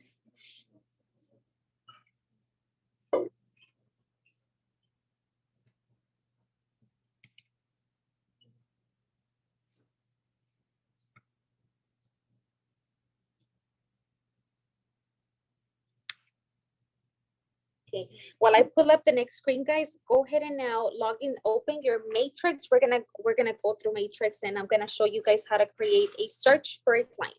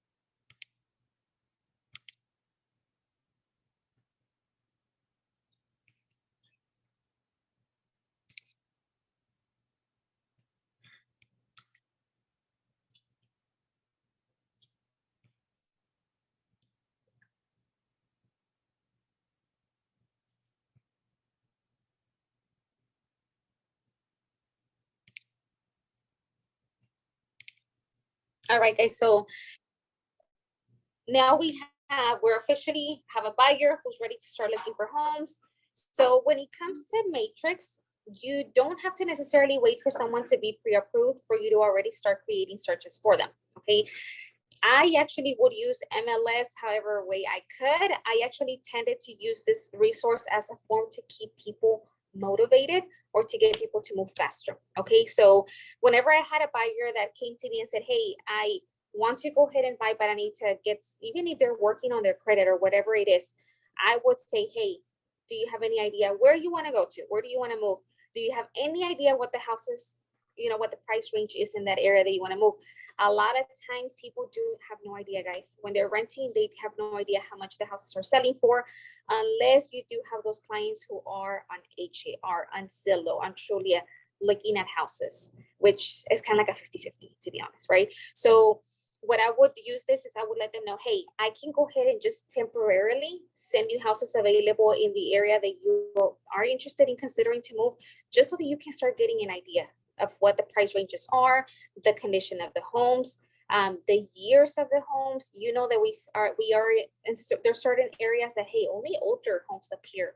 Let's say Sugarland, you don't really find, unless you're out Richmond, you can find new construction, right? And these are all things that sometimes will help you when they are ready to take that move, instead of them saying, hey, well, I thought that I could probably find a new construction home there. And you're like, no, you know, like this, we really have to start moving maybe 15-20 minutes away from where you're located to find your new construction. But again, I do feel that people get more excited. So if they did need to work on their credit and they're starting to see houses that they like, trust me, these people start working on their credit because they want to move into a home. Okay, so again, I would really use this technique to get people going and to help them, to educate them, to show them that, hey, this, I want to also ask them like ahead of time, are you familiar with tax rates? You know, like, do you know that you're looking into both of these areas? The price range of the homes may be very similar, but I just want to let you know the tax rate here is a lot higher than over here. In that way, they are considering and learning about their options as they're getting ready to move into their home. Okay. What you do always want to explain to them is that you are going based on the area that they're telling you. We still don't know how much they've been approved for. Okay, so let them know that once we have your actual approval from the lender, then I can really customize your search and say, hey, do not send me houses that are over $350,000, right? Or you can even go now into more detail. Now you know you had a consultation with them. You know exactly what they're looking for. Do they want an office space? Do they want 4 bedrooms? Whatever it is. But again, that's just a way to go ahead and utilize the system, not just to go ahead and look for homes when they're ready to buy. Okay, so we have a buyer, guys. We're going to use an example that we have somebody who's looking in the Katy area. We got an approval for them for $350,000. They're looking for a 3-bedroom. So now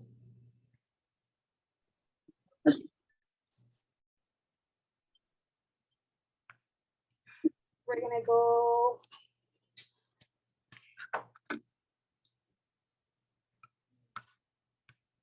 We're going to go up here where it says search. And what you're going to do is just hover over the word search, and it's telling you, what are you searching for? Are we searching for single family homes, townhomes, condos, lots, rentals, you know, what, everything that you're looking for, we're going to find it here. Right today, I am going to look for a single family home for my client. Going into quick single. Why is there 2? I don't know, guys, but what I tended to use is just go into the one that says quick single family, this one or the one right under. It's the same thing. Now in this section, you're able to now go ahead and input in here what your clients are looking for. So I said my client has an approval for $350,000. So what I would do is I would say I want MLS to show me houses that are 350 max. So to put a max, you put a minus sign right after. That means that it's going to show me any houses under 350 or up to 350. My client wants a 3-bedroom home, minimum of 3 bedrooms. So I'll put 3. I will put 3 plus if they tell me 3 and more. If they specifically said I don't want any more than 3 bedrooms, I would remove the plus sign. From there, I do ask them questions, and in the buyer consultation sheet that we provide to you guys, it does ask them, do you care about the year, the age of the home? If they do, and they're like, hey, I only want houses that were built 2010, let's say 2010 and younger, newer. I would put 2010 plus. If they don't care about how many stories the house has, I'm gonna leave that as blank. And I do want to go ahead and do the map for the area. So you can go around this different ways, guys. You might have buyers that tell you, I specifically want to be in this subdivision because I want my kids zoned to this specific school, right? So there is ways that you can go making your search. There is the option of going by subdivision. You can go ahead and search by zip code. If they tell you a school specifically, you can find the school here by typing the name. Whether it's a high school, a middle school, an elementary school, you can type the name in there, and it gives you houses that are zoned specifically to those. Okay. Katy is a large area. We know that there's Katy South, North, Southeast, Northwest. So I would, whenever you do know that it's a pretty big area, do ask your client to get more specific and say, hey, are we talking about north of I-10? Are you okay with going all the way to Cypress? Did you want to stay as close as possible to I-10? Or are you talking about Cinco Ranch, Katy sites? So again, those are the questions that you do want to confirm so that when you come in here, you know specifically what areas to look for.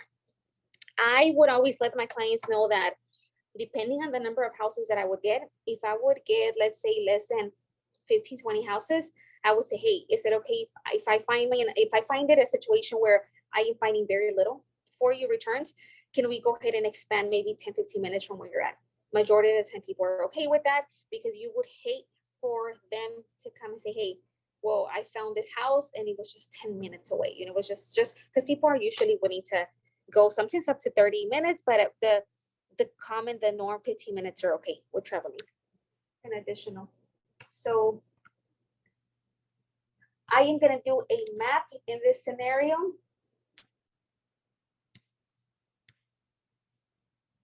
I know, guys, that's Katy South is going to be very hard to find under 350, to be honest. So we're going to go with Katy north.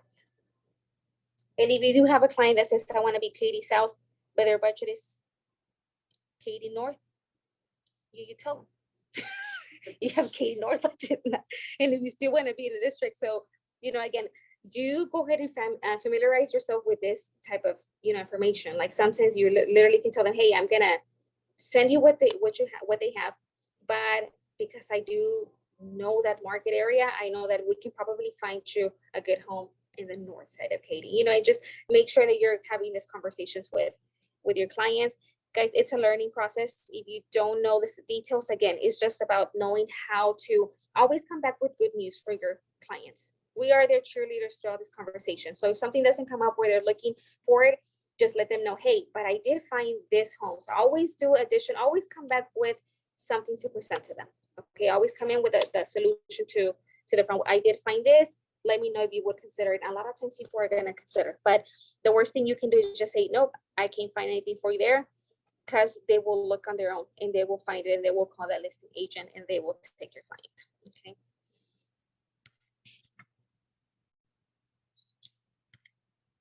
Okay, let me do my map.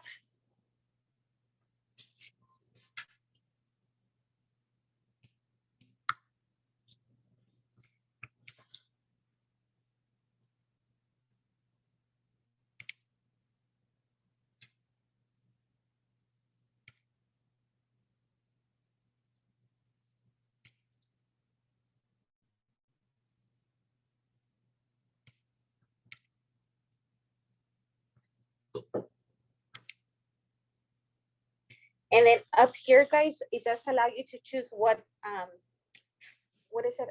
What figure you want to use to go ahead and do the search. I use the square, to be honest. Sometimes I do the radius. If I have clients who tell me, hey, I want to be here, but I just want to make sure that we don't touch this street and I want to stay here, but I want to, you know, that's when you start using the other one that would be more specific, the polygon. We have the rectangle and then the radius, the circle.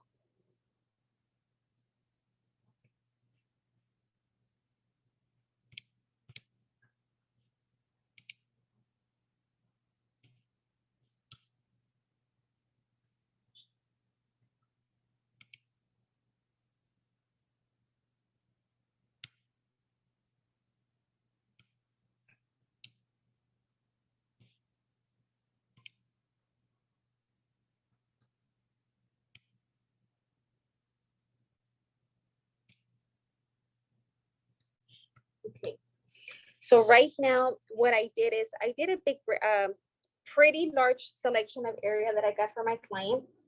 And you do want to come up with as many options as possible, but yet, to be honest with you guys, I really don't send 100 options to my client. What I go ahead and do is I start looking at the conversation that I had with them.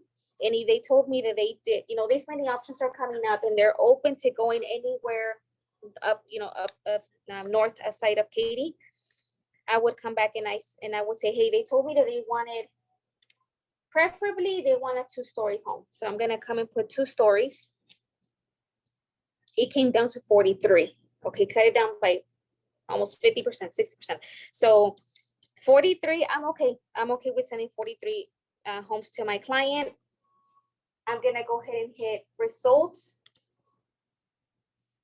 And the first thing that I do, guys, is I always tell my client, I created a custom search for you, you know, just based on the things that I was able to customize for you. I was able to put in there houses older than, you know, 2015 or newer. I was able to put 2-story. There's certain things that we can put, like no carpet, granite countertops, open floor concept. So there's those little details that you cannot customize here.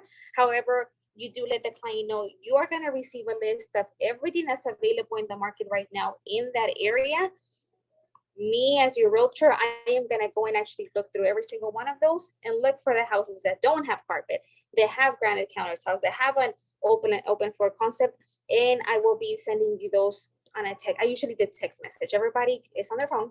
I'm like, a lot of people will find it easier to look at something on their phone than having to, even on the email. Okay, so to me, that was my go-to. I would select probably 10 from the ones that were on the list, and send them to them directly by text with more of the details that they had already told me. Again, no carpet and things of that sort. So right now what we're doing, guys, is I am customizing this search for my client. I want to go ahead and now save it, and I want this to be the new custom search for my client so that they can see what's available on the market right now, and so that every day that a house hits the market that is within their search criteria that I created, they get a notification. Okay, this saves you time. This saves you from missing a new property on the market, and also so that your agents, I'm sorry, not your agents, so that your clients know that you did not forget about them and that you're still sending them houses. So you're gonna create a contact in here. You're gonna put your client's name.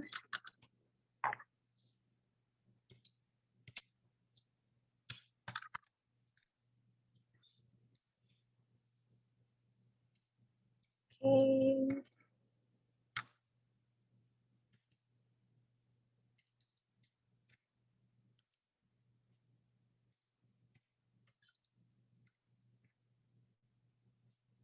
Okay, you're gonna put, you do need their email to send this to them.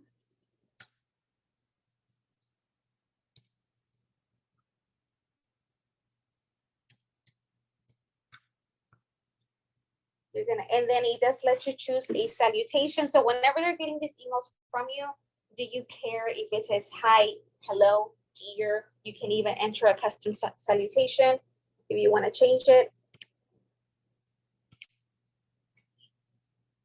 Save it. You now have that contact created there. If you ever needed to come back and now they told you, hey, I also want to also search in Richmond to see what they have, you do the same. Come do a map in the Richmond area, and now you don't have to come back and add their contact information. Now you can just find them on your drop down list here. And subject field, guys, it is up to you guys. And here you can see what I tend to use. Let's find your new home. I have it in Spanish. Sometimes they were looking specifically in certain communities, and I would send them, these are homes in this communities. And then they will get a separate email that said, well, these are the ones in this community. So however you guys want to put in the subject, it is completely up to you. We're going to go with, let's find your new home.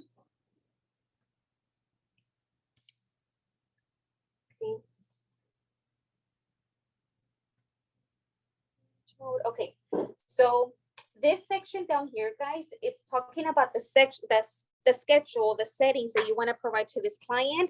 You can go ahead and either choose, right now it says, I want this client to receive daily emails so that as soon as the property hits the market, they are notified every single day of the week. If you have a client that says, no, please don't, send me out, I want you to specifically send to me by text for whatever reason, or I work at nighttime, please just send me things during the day. You're able to customize and put AM, PM times, 2 times per week. Sometimes what this is good for is if you have a client that tells you, hey, I'm ready, I have a pre-approval, I am ready to buy a house, but to be honest, I'm not in a rush. And they're like, I really just want you to be checking in with me once a week, once every 2 weeks, because I know that I want to make a move. I'm just not ready to get in the car and start looking at houses, but I do want to see what's available on the market. You can literally be choosing in here to where, hey, then let's just go ahead and do it once a week, that he's getting the list of the homes in here. There is an option here that says enable concierge mode. So what this is doing for you guys, this one is saying that we have a concierge mode on our profile. And we basically name it Houses for Alma, right?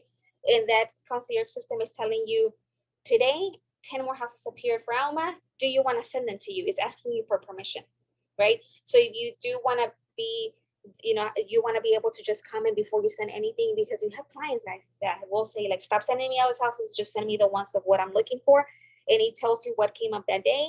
You can click on the ones that you want to send to them specifically out of the 10, and you hit send just on those. So that's the difference in between doing it in the concierge or having the system automatically do it for you. Okay, so I tended to have, however you guys wish to work, I really think it's something up to us as an agent. If you know that you have a client who maybe does want as much as possible, leave them on the schedule daily so that they can just get as many as possible. And if you have a client who you know that gets bothered by so many emails coming into their database, then tell them, hey, how about on the weekends, I send them to you for review, okay? So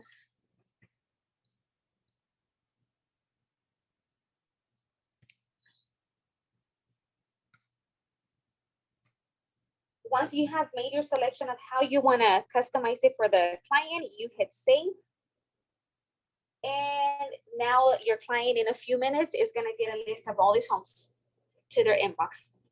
Okay, they're going to get basically a message that says that these are the properties that came in, and it gives them a little note that says, hey, you know, you are now going to start receiving homes. Every time that a new home hits the market, they get an email that says, hey, a new home with your search criteria has appeared. Here's the link to view the home. Okay, so I do always tell my clients, if you see something in there, immediately let me know. Text it to me separately with the address, and I can go ahead and come and check the details for you. Let me go ahead and show you guys what information should we be looking at when we're sending this properties to the client. So that right there, guys, is literally simply how do you set up. Now at this point, my client is going to start receiving these homes. Use this to your advantage in the sense of sometimes, again, guys, we're going to run into days where we're extremely busy, and just do this really quickly for them and tell them, hey, I'm going to send you, let me know what you think. And whether it is in the evening time, 2 hours later that you're going to come back and actually start looking at each home individually, just give them something for them to start looking at so that they know you're working on it. Okay. So let's say that your client says, hey, Alma, I did see on the list, there's a home on Lansdowne Street that I really like. So you're going to let them know, okay, well, let me go ahead and get more information on the home.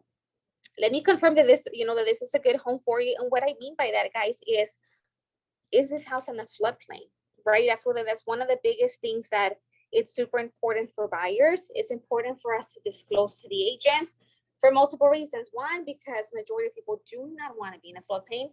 Two, because their insurance will be very high if they do fall in a floodplain, right? And these are things that, especially when you know that a client is very tight on their money, they're like, I cannot pay any more than $1,800 a month, then those are the little details that count, okay? So by clicking on the flood map tab in there, it tells you if it's on an X zone, it's not in a floodplain. Let me, so let me go back. So we were here on this tab, and I just click on the flood map. Yeah, so we went flood map tab. And then at the bottom, you get pretty much an idea of the color codes of whether, like it's telling you if they're in a floodway, if they're in a floodplain, it gives you the color codes. Main thing for me, guys, I was always looking just for that X, like for that X.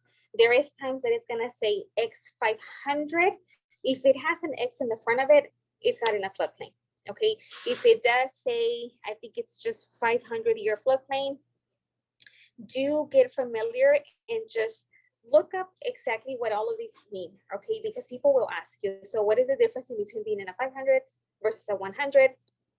That 500-year plane actually was added after Harvey, because Harvey was considered a storm that came after 500 years. So it's literally based on the years. There is there's a possibility that in the next 100 years, this house will flood. That's the breakdown of how those go, right? So what you do want to let the clients know is there are actually people, guys, that are okay with a 500-year floodplain because they specifically want to be zoned to that school. They specifically, that it's probably right next to their job. So if everything works out for them, then do understand how that works and let them know, hey, the 500-year, to be very honest with you, is really that type of a scenario that the possibility of this happening again is within a 500-year. And again, it's just so that you're able to give them information. Another thing that you do want to look at every single property that they're interested in, always check to see if they have attachments. The attachments in here will include seller disclosures, HOA, MUD forms. whenever you start putting an offer together, always download all the attachments in here, okay? And the way that you're gonna use this is you're gonna tell your client, hey, I am gonna obtain the seller's disclosures for this property. The seller's disclosures gives us an idea of what the condition of the home is based on the information that we collect from the seller. Okay, this is a seller filled out form. And for us is I normally would come and always read over this form, check to see if because for example, guys, you may have clients that tell you, hey, specifically make sure that we don't get a home that has AC, what do they call the wall units? It has to be central AC. Well, this tells you central AC, wall units, does it have a fireplace? Sometimes in the pictures they can't tell, and you know that you're fine. So this is good to just skim over, look at it really quickly. I normally, and guys, sorry, let me open another page. Let me open the seller's disclosures for this Zoom.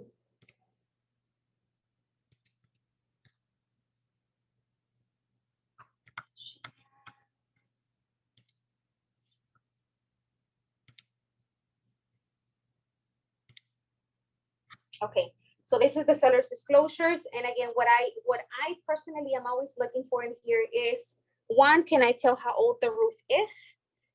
Sometimes the sellers do know, sometimes they do not know. In this case, it says the roof type is shingles and it's 3 years old, okay? That's great news for your client, okay? So this is, you're always looking for information that your clients cannot see. If they go to Google, if they go to HAR, they can access this information. And again, this is information that you bring in to give value to your client. So the roof is 3 years old. Then it is asking you about the, we're not asking you, but it's telling you about the home, the wiring, wire of the house. Have they had any previous treatment for termites, anything like that? It would show it here. So just make sure that you're reviewing each and every single one of them. As soon as you see a check mark for yes in these sections, do find out what's going on. For example, let's say that there's previous foundation repairs. If there is previous foundation repairs, you want to make sure that you ask when were those foundation repairs done. There is clients who automatically will be turned off by saying there were previous foundation repairs on the property, and you do not waste your time going out there showing a property that has foundation repairs. So it is important for, if they do ask you guys,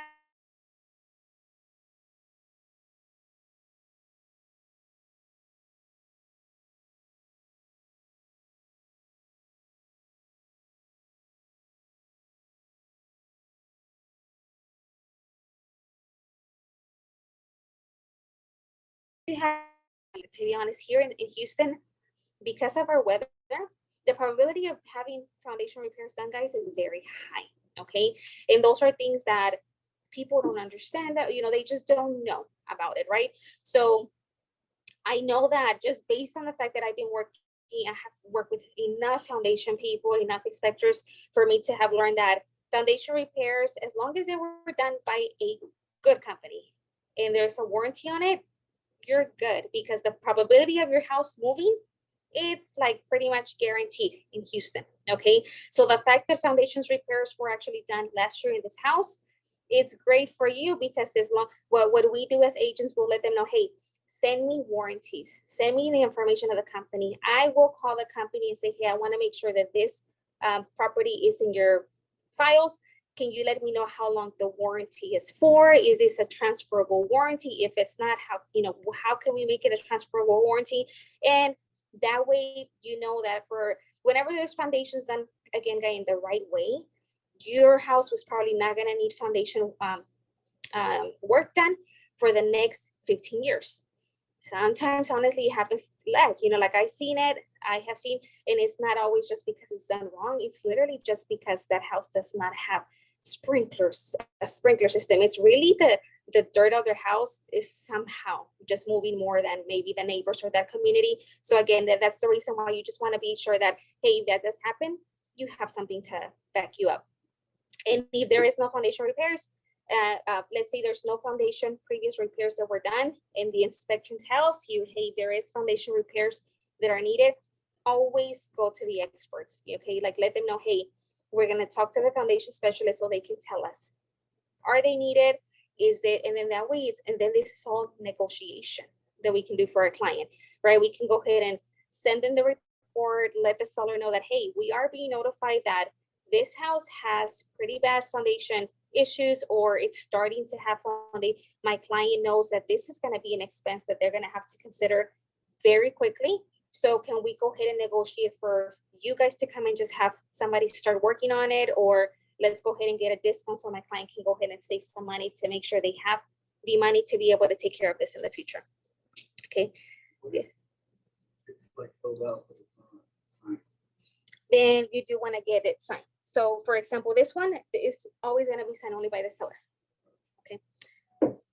Yeah, but you always want to make sure that anything that has a checkbox, that it is yes, no, or no. It gives them that option, yes, no, or no, yes or no. Make sure that if you see any of those questions unanswered, you do want to send it back to the agent and say, hey, can you just ask them if they maybe skip that, or they didn't realize that they skipped it, because you do want to verify.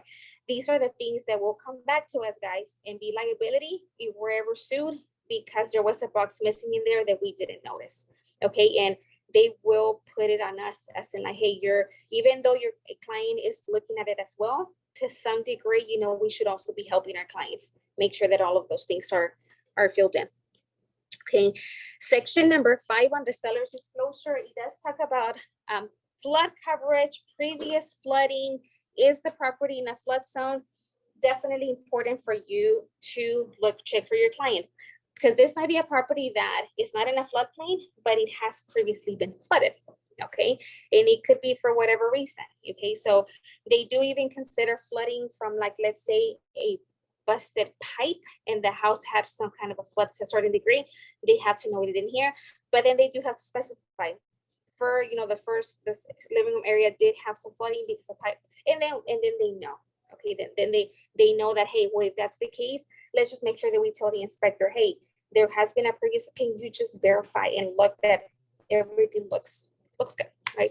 They have machines that detect the moisture behind the walls. Like, there's a lot of the tools that the inspectors have that can help your client make sure that there's no issues with the home. Okay. Then as we scroll down, and one of the forms, guys, that we give to our clients that talks about just flood insurance, flood zones, and specifically in area, just in general, it is telling them that, hey, just because the seller posted not in a floodplain, but let's say that the lender comes back and says, hey, this house actually is in a floodplain, it's really also something that they should have already, maybe not be aware, but understand the fact that floodplains do tend to change depending on what may happen. The city and the state, they may address, or they may change the floodplain. So if it wasn't back then, but now it is, they just need to know that it could potentially happen. Okay.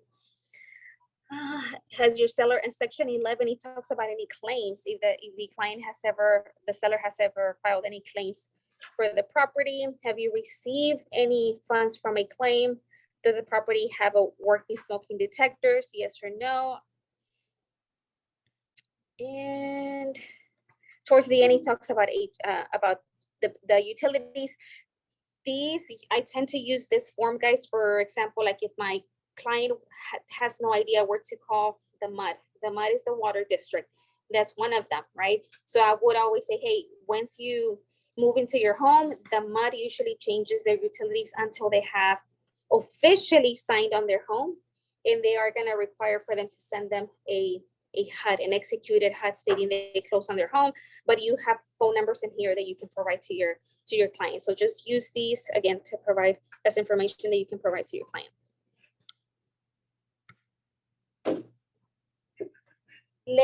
I'm gonna go and open the mud form.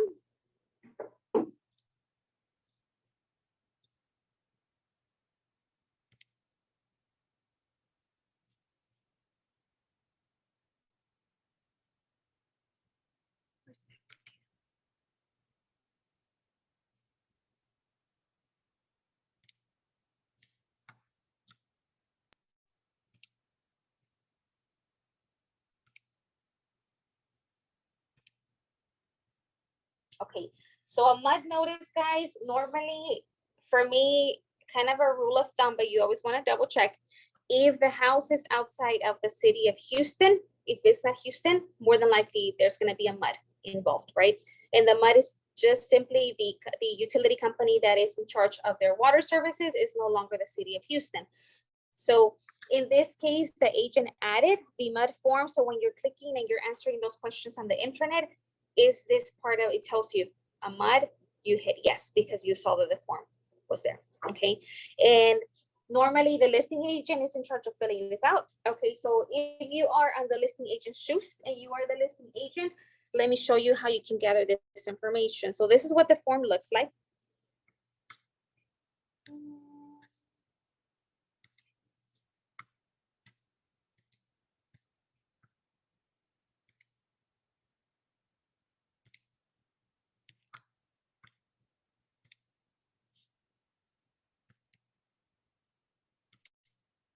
So when you are in MLS and you click here on the tax account number,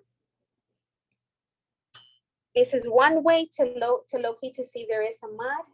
So when you click on the tax account number and you scroll down, if you see MUD information and it has some kind of a number like this one, that's MUD 427.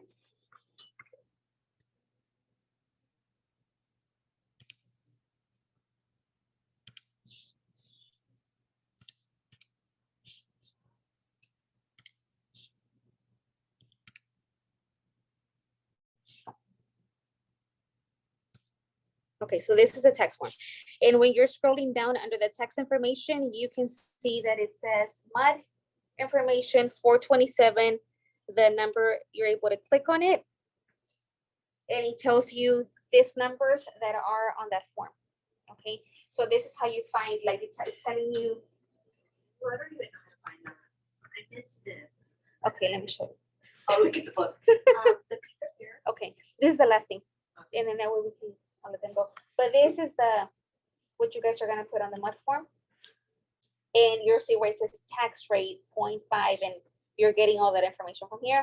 On the sample form, guys, that we have on Dogloop, I literally typed in there for you and it says, this is where the bigger number goes.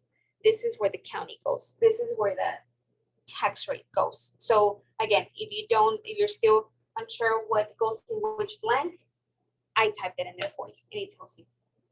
Okay, if you want to find out and understand more of what is a MUD, in here, there's a video with her and she explains it. It's a great video, really short.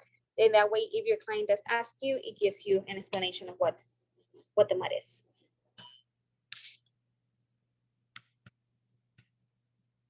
Okay, hold on. The Zoom people can see this, so let me.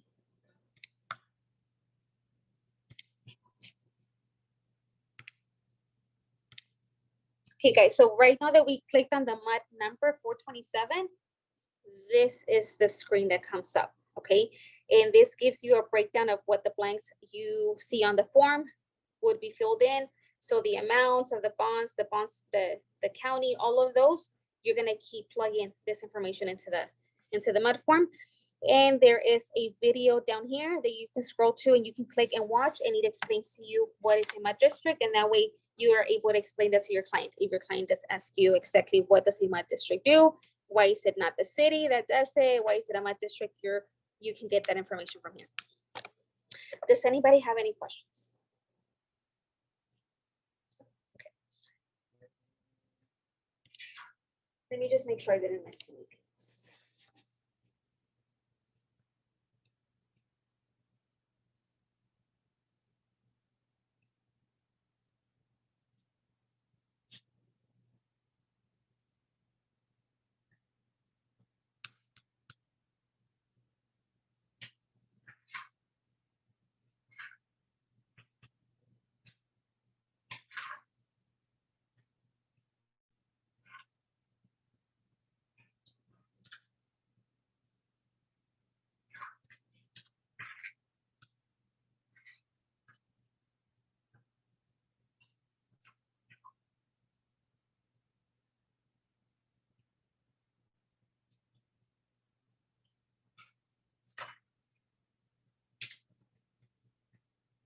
Okay, so Let me, so that's it. It's pretty much, I guess the last, we need to move it up. This is part of the intranet. So let me just share this one.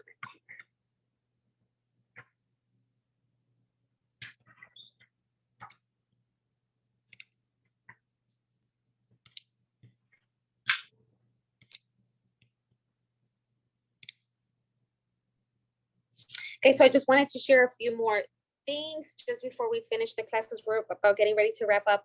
So in the intranet, which is the very first one that we discussed, we talked about how you're able to submit your compliance documents through there. You can view the calendar for the office there, and you're also able to find helpful resources such as subscribing to your calendar. If you don't know how to link your calendar from intranet and in your phone or your laptop, whatever it is, go through there and it's a walkthrough step-by-step of how to do it. If you need the W-9 for house matchmakers, you can find it here. W-9s are usually for leases, okay? You do not touch those form, guys. Everything's already filled in for you, but you can find it here or you can find it under house matchmaker documents as well. And again, so if we have kind of events going on, a community event, whatever it is, but this is where you can come and just see what's going on in the office. Let me see. Let me go back and just open the open houses.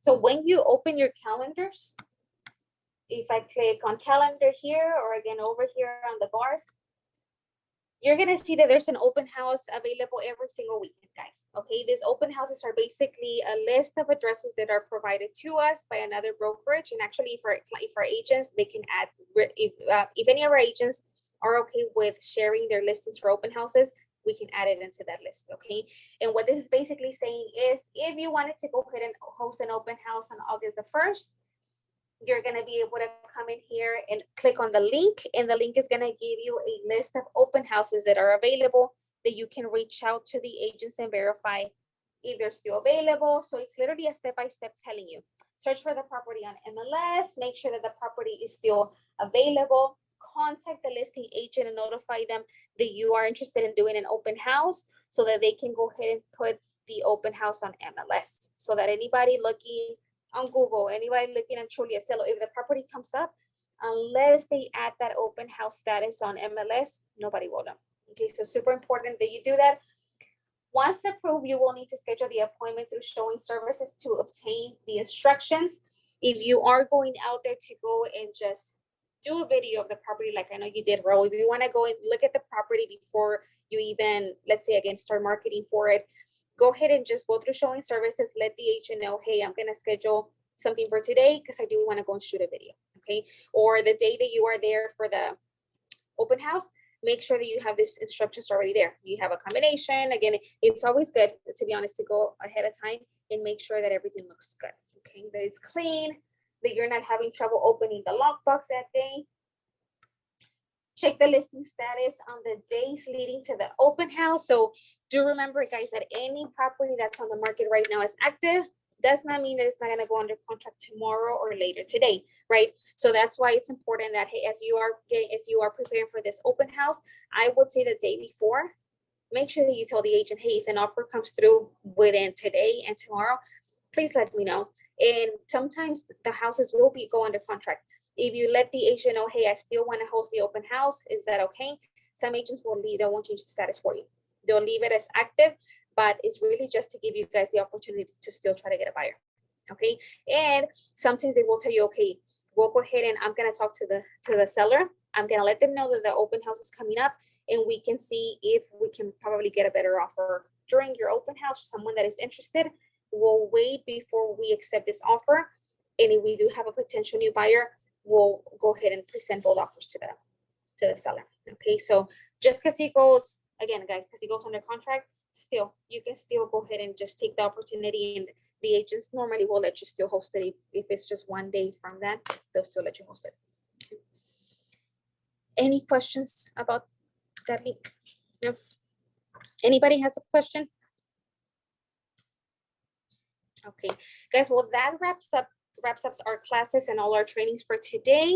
If you have any questions, again, you can refer back to the PDF. If there was anything, pretty much everything that I addressed today, we added as many screenshots as possible to those books for y'all. Okay, so refer back to those. If you still can't remember where I said to locate the mud, because the mud actually is not on the screenshots. So I'll go ahead and I'm gonna add that in there. But anything that you guys need help with, you know that I can send us a message, come into our office, go and put it on the chat in the group me, and we'll find some help for you guys. Okay. Well, that's it for us. Nobody has a question before we leave? No questions, guys? No. Okay. Thank you, guys. Thank you all for attending our class. We'll see you all next time. Bye.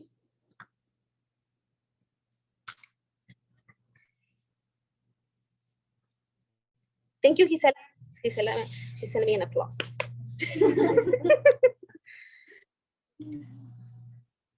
Okay, how do we disconnect?